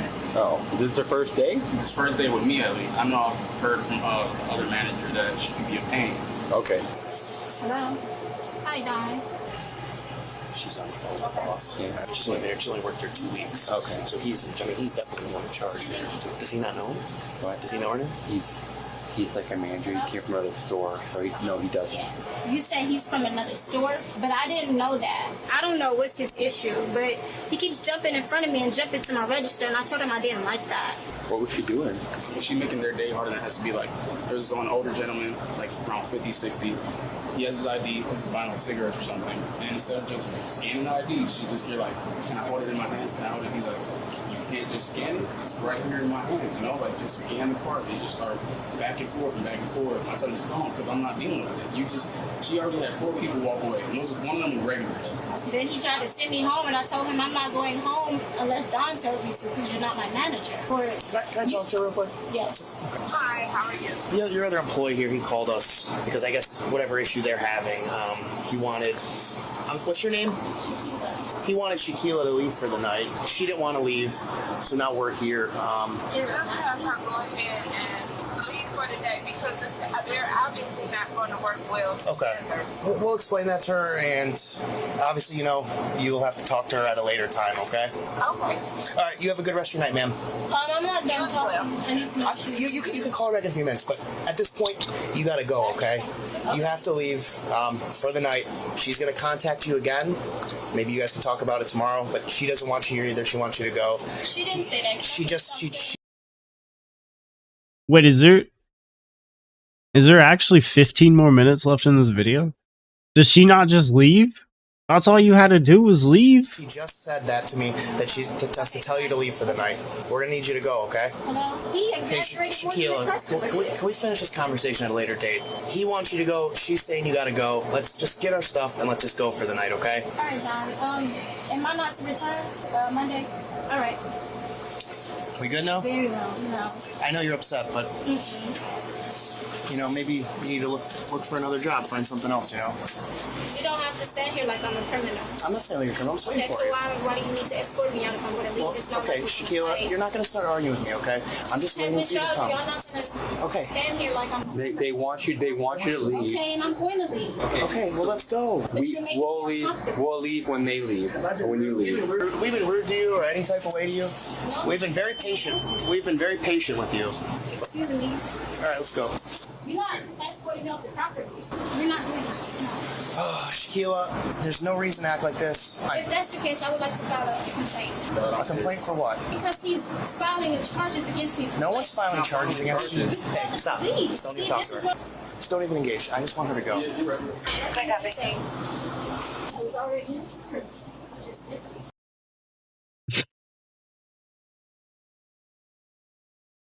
Hey, stop. Just don't even talk to her. Just don't even engage. I just want her to go. Dude's just standing there like, bro. He's like, I know I have to block this door, but bro, like, can we leave? I was already in for just disrespectful. Thank you, Shaquila. I can't leave without him. Without what? What are you just counting the drawer? We have to count this down in order before we leave. That's proper protocol.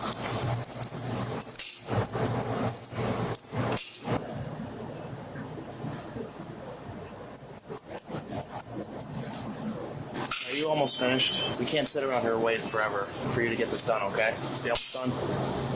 He could finish it for you if necessary. Bro, my tax-paying money is paying these cops to watch you. I don't want that. I don't want my money going to watching you. You've been doing this for about 5-10 minutes. Count money. Well, he can get it done for you. We can't stand here and wait for you to leave all night. Did I hurt you? Did I hurt him? Okay. Well, I didn't say you did, but they want you to go. I didn't say that I was causing harm. I didn't say you were causing anything. Did I say you were causing harm? But this is still private property. So if they say you have to leave, you have to leave. Hey, she's like checking out her drawer right now. Do you want her to be touching this, or do you just want her to go? Okay, so you don't want her to check it, you just want her to leave? All right, thank you. We ready to go? No. Well, what else you got to do? Because, I mean, we're on the phone with your manager right now. I can't disclose that. You said what? I can't disclose that. I'm sorry. You can't disclose what? Your work day's done, okay? It's time to go. Okay. Hey, Shaquila, I just got off the phone with your manager. She wants you to leave right now, okay? So she wants you to leave right now. Is it worth going to jail over this right now? Because you're about to go to jail. Hey, I talked to your manager. She said it's up to you. If you want her arrested now for criminal trespass, you want to pursue criminal trespassing charges, she will be arrested. We can't be here all day. You clocked out and we're about to walk out the door. You're not even getting paid to do what you're doing right now. You're just playing games. I just talked to your manager. She said it's up to you what you wanted to do. Okay, all right. You're under arrest. Turn around. Come on. All right, let me put this up. No. No, Stop. you're done. Okay. This was really kind of dumb. Give me your hands. You're under arrest. Turn around. Shaquilla, stop it. Turn around. Like, this is so dumb. All you had to do was leave. All you had to do was leave. That's all you had to do. You just had to leave. You just had to leave. All you had to do was walk out of the store. Shaquilla, stop walking away. Shaquilla, stop it. It's on her purse. Oh, it's on her purse? Yeah, it's fine. Arrest me. Take me Stop you're under it, arrest. Shaquilla. I'm trying to double lock your handcuffs. Stop moving. Get off me. Did nobody tell y'all to come here and do Yes, none some of this? people did tell us to come here. Your boss. Didn't nobody tell you to come here? Yes, people called us. That's why we're here. That's what we do. I didn't do nothing to you. Okay, well, we explained. She thinks they just came in and said, you. It's your turn today. Like 4 times. You just don't want to listen. Trespassing now. Oh no. It's private property. You don't just get to stay here. It's not your building. All right, come on. Alright, come on. When I take this handcuff off you, you're gonna sit still. No, you don't take the handcuff off. I'm good. Me like you said to me. We're gonna get the bag off your back. The bag isn't even on my back, it's in my hand. I know, and we're gonna get it out of your hand. You're hurting me. It's stuck You're on. hurting me. Stop it. Stop tightening up the cuff. No one's tightening the cuff. You're hurting me. Okay, Shaquilla, stop it. Shaquilla, let go of the bag. You want to believe me when I Shaquilla, say let go of the bag. Stop me, you stupid Okay. pig. Y'all want to hurt me. No one wants to hurt you. Let go of the.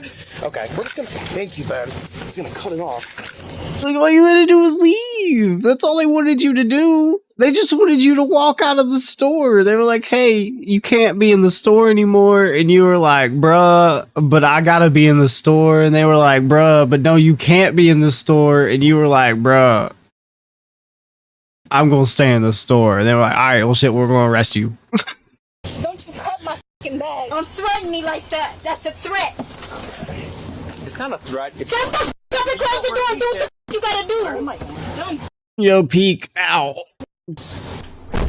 Your mama, bitch. Sick of getting in trouble for dumb shit I didn't even fucking do. I'm just gonna buckle her in. I'm not going to jail for something I. What do you mean you didn't do? That doesn't make it. What is going on in this person's head? What do you mean you didn't do? Everything's happening because of things you didn't do. You didn't leave this. I get. Yeah, you didn't leave the store. Yeah, true. I didn't fucking do. This was really unnecessary, Shaquilla. All you had to do was leave the store. Stop talking. That's all you had to do. Just leave the store. Do nothing. Exactly. That's the point. That's what he just said. All you had to do was leave the store. I didn't do anything. Exactly. You didn't do anything. You didn't leave the store. You're supposed to leave the store. You didn't leave the store. Now you're getting arrested. I'm gonna be en route to the jail with that female. Starting mileage 11. I'm not going to jail. I didn't even fucking do anything. Yo, I would love to sit in the back of a cop car and be like, I'm not going to jail. As they take you to jail, I'm not going to jail. I would like to call my dad. I didn't even do nothing to that light-skinned motherfucker. Okay, well, I don't think you're understanding here. All you had to do was leave the store and you wouldn't be going to jail. Down my drawer. What the? Yo, she's talking shit. She's like being racist because he's light-skinned. That's fucked. I didn't hurt nobody. Your boss said it was time to go. I'm not gonna argue with you. Fine if we weren't getting along. He was starting shit. Okay, Shaquilla, I'm not gonna argue with you. I'm not gonna. Okay. Fuck you. That's really smart. Here's your bag. Yeah, we had a fight over the bag. All right, hop up, Shaquilla. Touch me. I'm not gonna touch you. Just walk into the jail, please. Put my coat on. Just walk in the jail. Okay, but I'll see you Shaquilla. No, I cannot stand it. Don't touch me. All right, put my coat on. What do you want? Hold on. Just do one thing. Walk in the jail and stop. Okay. Shaquilla, get up. Jesus. It's so stupid. It's so stupid. All you had to do was leave the store. Okay, Shaquilla, you're gonna get charged with more things if you don't stop. Okay, you just need me in the groin. You're done. Get off of me! All right, stop. Get off of me! Get off! Get off! Dang, it's like, I don't know. Like, you could have went home and applied to, like, you could have, like, walked out and went to other stores and, like, applied, or went home and applied to other jobs. But, like, you chose to get a felony. Like, for what? I lost my handcuff key when we finally I feel like this is what happens to people who've, like, never gotten in trouble, though. Like, if you've never gotten in trouble in your life, you don't know how to, like, act whenever you get in trouble. So whenever you get in trouble, you act like this. earlier. Give me your handcuff key. Get off of me! No, actually, no. Leave it on. Get off of me! Y'all keep me! I'm tired of all of y'all! Tequila. Get off of me! Turn over. Don't touch me! Okay, if you don't touch sit on the ground. Don't touch me! The way you're acting right now isn't helping. It's like that. I've actually watched so many of these videos over the past few days, and it's always like, I don't know, in between 20s and 30s, and it's always a lot of screaming, and you can tell they've never gotten in trouble before. You and your mama! Thank you for sitting down. I'm sick of y'all always f***ing with me. Everybody keep f***ing with me. Leave me the f*** alone. I'm dead. That's it. That's live, bro. Everybody fucks with you. That's live. I just, like, people need to understand that, like, you can't control the shit that happens to you in life, but you can control how you act about it. That's it. If you don't act like that, it's not gonna work out well. Okay, gladly. Can't even f***ing do my job. What the f*** do you want? Stop staring at me. I'm Do not your doing job. anything to Do you. your job then. I am.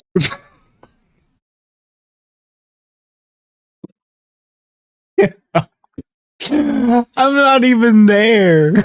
I can't. Why are you staring at me?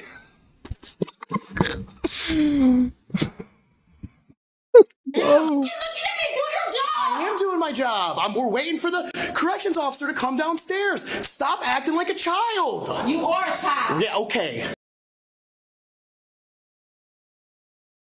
He's like, bro, I woke up this morning and, like, you know, I had my coffee and I worked out.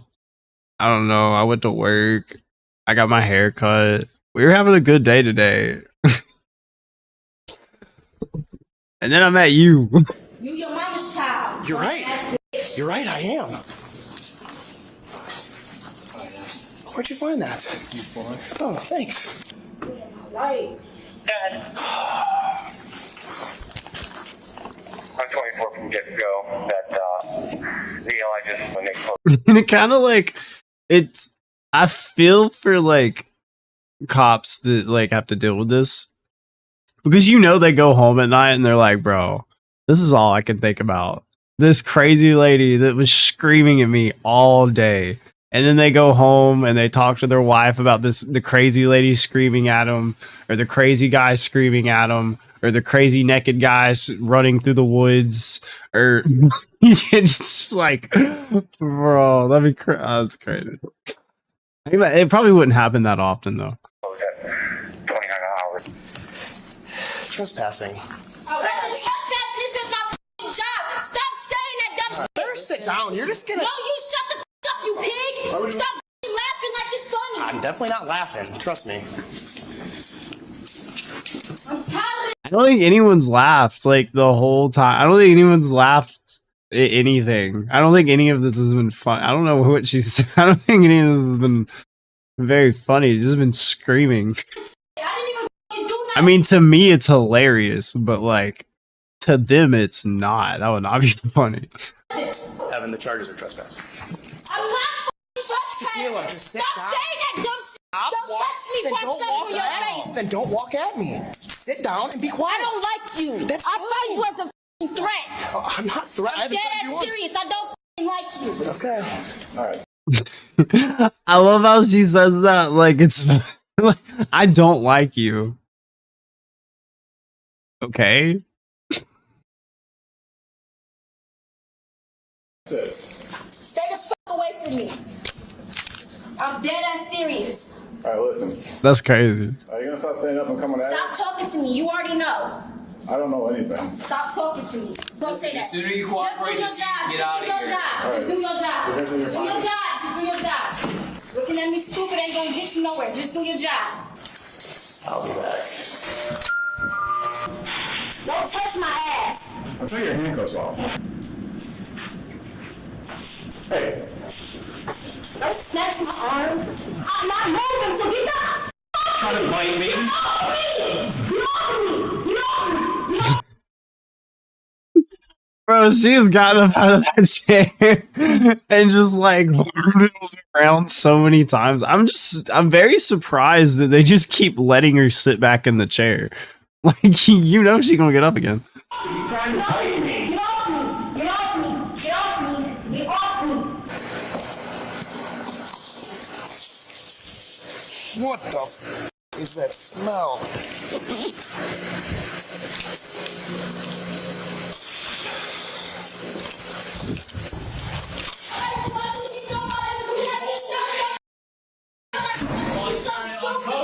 Stupid ass! You need him in Get the off of me! Get off of me! Get off of me! Get off of me! Get off of me! For real! For real! Don't touch me! No! He just touched my breast. Shoes go in my pocket. Don't f***ing touch me. I'm dead serious. Don't f***ing... You're hurting me! Put Stop! Ow, that one looked like it hurt, bro. She gave like a rear kick. That one looked like it hurt. Just stand there, relax, and take the stuff out of your pocket. Get off of me! You're doing it on purpose! You can't. Get off! Get off of me! Get off! Okay, Shaquilla, you need to relax. He's hurting me! You're hurting me! Do not stomp on my foot! Get That's wild. She like screams you're hurting me and then kicks them. And then screams you're hurting me and then kicks them. I'm like,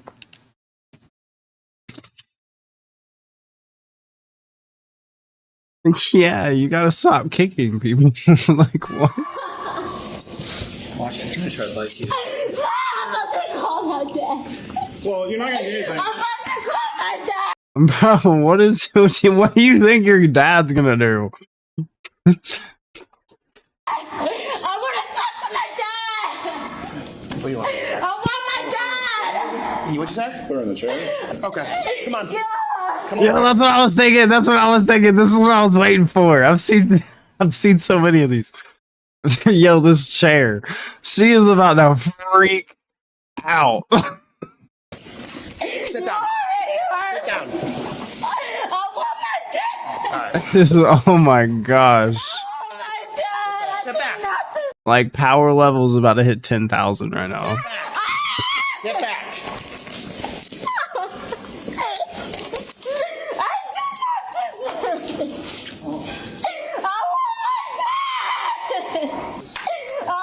My dad! He's pushing me off! Your communication is off! Get off me! Just sit back. You're hurting me! Shaquilla, this is ridiculous. I'm not cooperating! Like, I just, like, that blows my mind that you went from, like, I'm not gonna leave the store to now being restrained in a chair. That's crazy. You hurt me! Okay, well, we're That's trying to- wild. Sit still. Sit back. Sit back and sit still. No! Listen. No! F you! Like, they're even still kind of trying to, like, cooperate. Like, they're not being, like, assholes. They're just, like, you just need to, like, stop. They're just, like, stop. Just be normal. Like, they're like, we wouldn't even have, oh my gosh. I want to call my dad now! I want to call my dad! I want my dad! Yeah, I'm guessing she had weed in the bag, and they're not gonna be nice. Yeah, I don't think they're gonna be nice about the maybe though. I don't know. But also, like, why are you carrying weed around your bag? That's not a good idea. Probably shouldn't do that. Get this off of me! This is hurting! Get off! And like, I mean, like, even I mean, sure, bring it in your bag, but keep it in your car. Maybe, I don't know. Like, don't have it on you while you're working. The way he got it off! Well, because you're acting how you're acting, you have to sit here. Get these cuffs off of me! Get off of me! I don't want you touching me! You violate my privacy! I want to bite you if you don't get off of me! You bite me? You're gonna get another charge. Touch my boob! That's sexual harassment! Get off of me! Get off! It's like the one earlier, the story of the lady that would like throw herself into the wall and be like, "Stop hurting me," and then like no one's even near her. Like, what? Oh my god.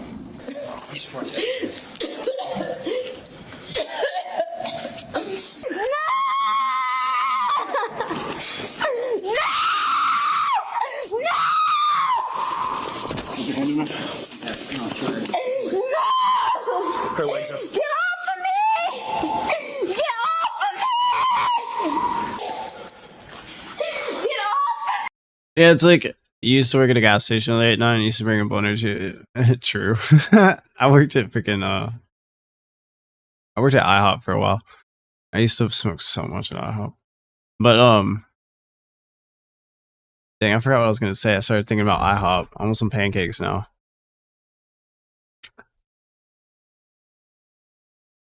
Dang.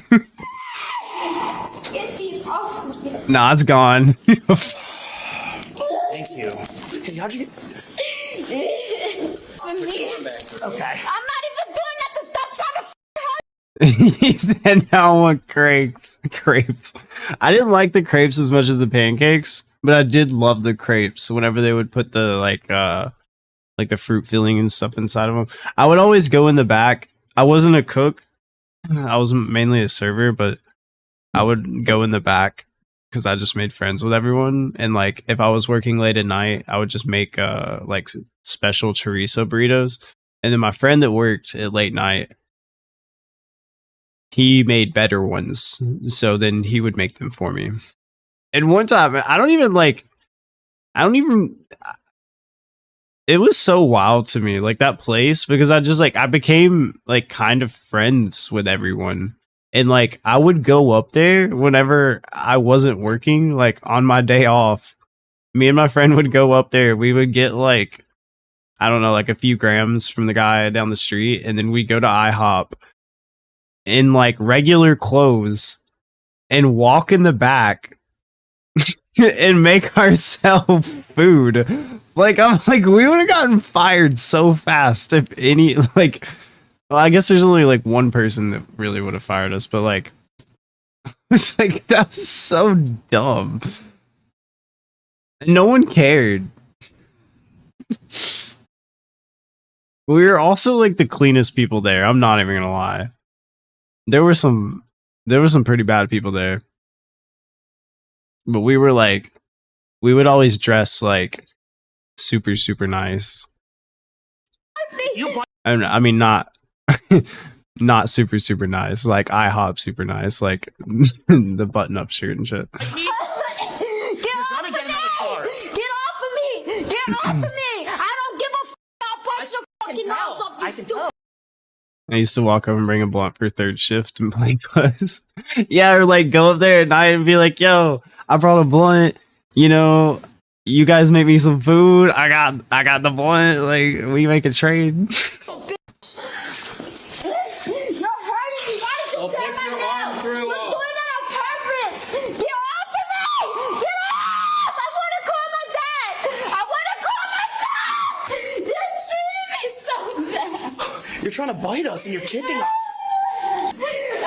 She kicked me. She Like genuinely though, you just had to leave. That's the crazy part. Is like you just all you had to do was leave. Well, I need you in the groin. Assault on a PO? Assault on a PO. Yeah. Definitely assault on a PO. After finally being able to continue Shaquila's booking process, she was charged with criminal trespass and 2 counts of assault on a peace officer. A bond was set at $25,000 for each assault charge, totaling $50,000. She is innocent unless proven guilty in a court of law. Now, honestly, I really get all you had to do was leave. People who work at these convenience stores because they have to deal with some shady characters on the regular. But today, that isn't the case. And in this body camera footage, I want to break down how this young woman went from cashier to felon real fast. Now, as soon as the Solon police arrived on location and they asked the female if someone called police, if you watched her face, she almost appeared agitated with the officer's arrival, which did tell me that she was probably the reason that police were called. And trust me, guys, because when you responded to as many calls like this as I have, you learn to read these situations quickly. And to think this all started because she was unaware of a male employee being a manager. But honestly, it shouldn't matter because all she had to do was treat him respectfully regardless. And she was true. Like, oh, you're my coworker? Okay. Let's not hate each other. Nah, she was like, she said, oh, you're my coworker? You! Get out! was told to go home earlier, which would have remedied this whole situation, but nowadays some people can't be told anything. Now at this point, the officers do explain to her that it's time for her to go. Her boss clearly said it, but in my opinion, this is what happens when people were never told no growing up, because now her feelings are hurt. That's what I said. People who didn't get in trouble growing up. He said people who were never told no. But like you get your feelings, they get their feelings hurt and they don't know how to handle the emotions that are going on inside their body. Like that's what I was saying is like, it seems like a lot of these people have no idea how to handle their emotions. And then they get caught or like in trouble. And they're like, oh, I've never been in trouble before. I don't know what to do. I've never been in trouble before. I gotta freak out. And it's like, bro, no. Like, that's what you did when you were a kid. And then you learn to not do that. And she begins arguing with these officers. And this is about to get way worse than just a trespass. And guys, I know you caught the look on that officer's face when she was counting the money. Because I did, and I believe he knew where this situation was heading. And I truly believe people do not understand how fast you can end up in handcuffs just by simply refusing to leave. And to be crystal clear, guys, in Ohio, you can be arrested for criminal trespass when you're on the land or premises of another and you fail or refuse to leave upon being notified by signage posted in a conspicuous place or otherwise being notified to do so by the owner or occupant or the agent or servant of either. This was only the beginning. Maybe they were always told no. If they were always told no, they would have like super resilience to no. Like if you're always told no, you're not going to get upset whenever you're told to do something or you're told no. But as she was being escorted out and transported, she shows her true self. And police do come in contact with these types often because she then knees one officer in his groin. And honestly, that actually made me wince. And these officers were actually amazing. And honestly, this footage should be used in officer training to show how patient and self-controlled that they were. Now in the end, guys, this footage actually spoke for itself. And in my book, she deserved every charge that she received because the officers gave her multiple chances to leave on her own. But let this serve as a reminder, whether you're on the clock or off, how you respond to police in the moment can be the difference between freedom or felony charges. Be safe, guys. I'll see you in the next one.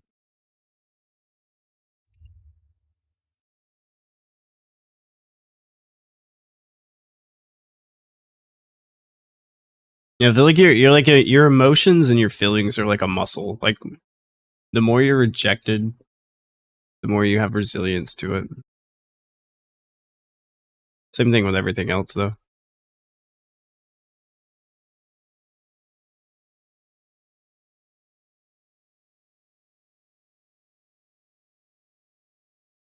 But I also feel like the more you're rejected and everything, the more compassion you have for other people.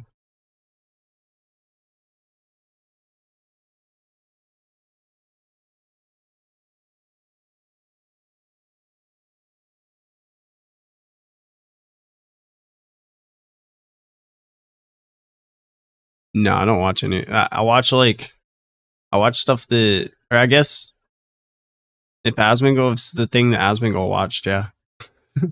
I'll watch stuff that Asmongold watches. XQC. And a few other people. I don't know, what's my feed look like now? Got RuneScape, XQC, Cinnamon Toast Kin, Rice Cup, Daily Dose, Dog, Oompaville, Behemoth, Tecton, Linus Tech Tips, Moist Critical's probably in here somewhere. Hey, there's me. Hi, me.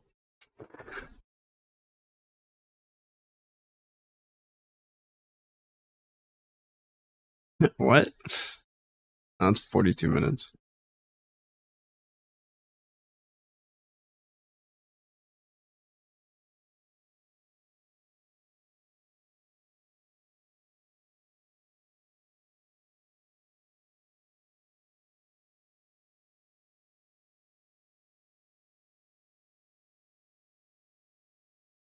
Yeah, Asmongold watched the Content Cop, I think, right?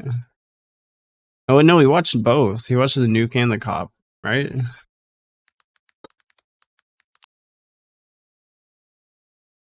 Yeah. Yeah, I've seen both of those.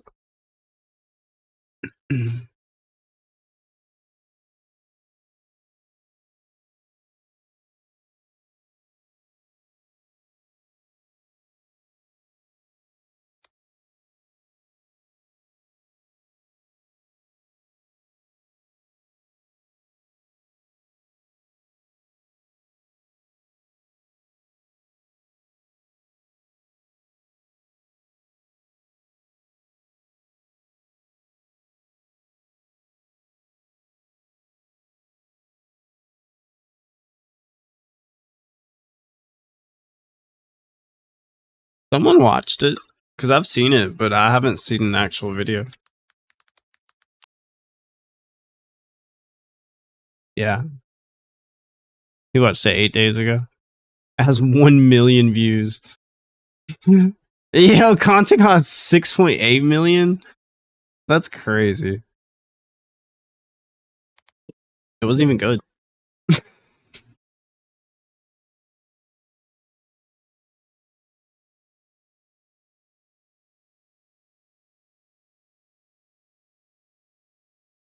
Yeah, it's bad. Like, I see everything. Or at least Asmongold. I can't say I haven't seen everything of really anyone but Asmongold. That's pretty bad. I guess it's because I turn it on like all day. Like whenever I'm bored, I just turn on Asmongold. I think a lot of people do that. Hey, that one cop does it. He did that before he like got shot or something in the foot.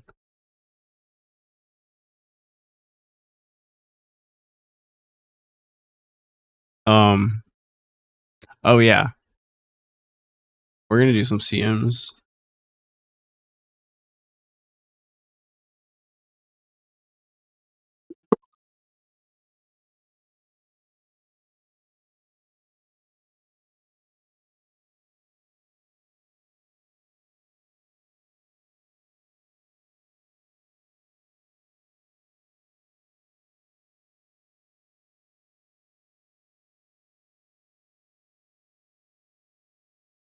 Let's see.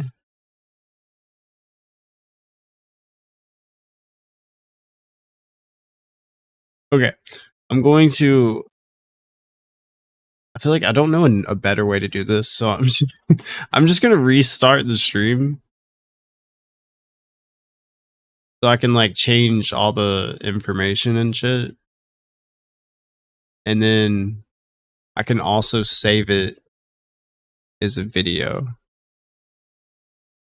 I don't even know if I need to do that. I don't know if anybody even watches the VODs in vertical. But I'm gonna do it anyway.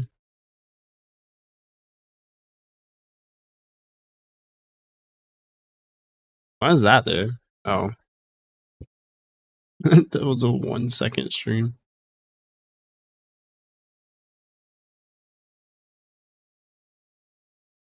Okay, I'll be back in like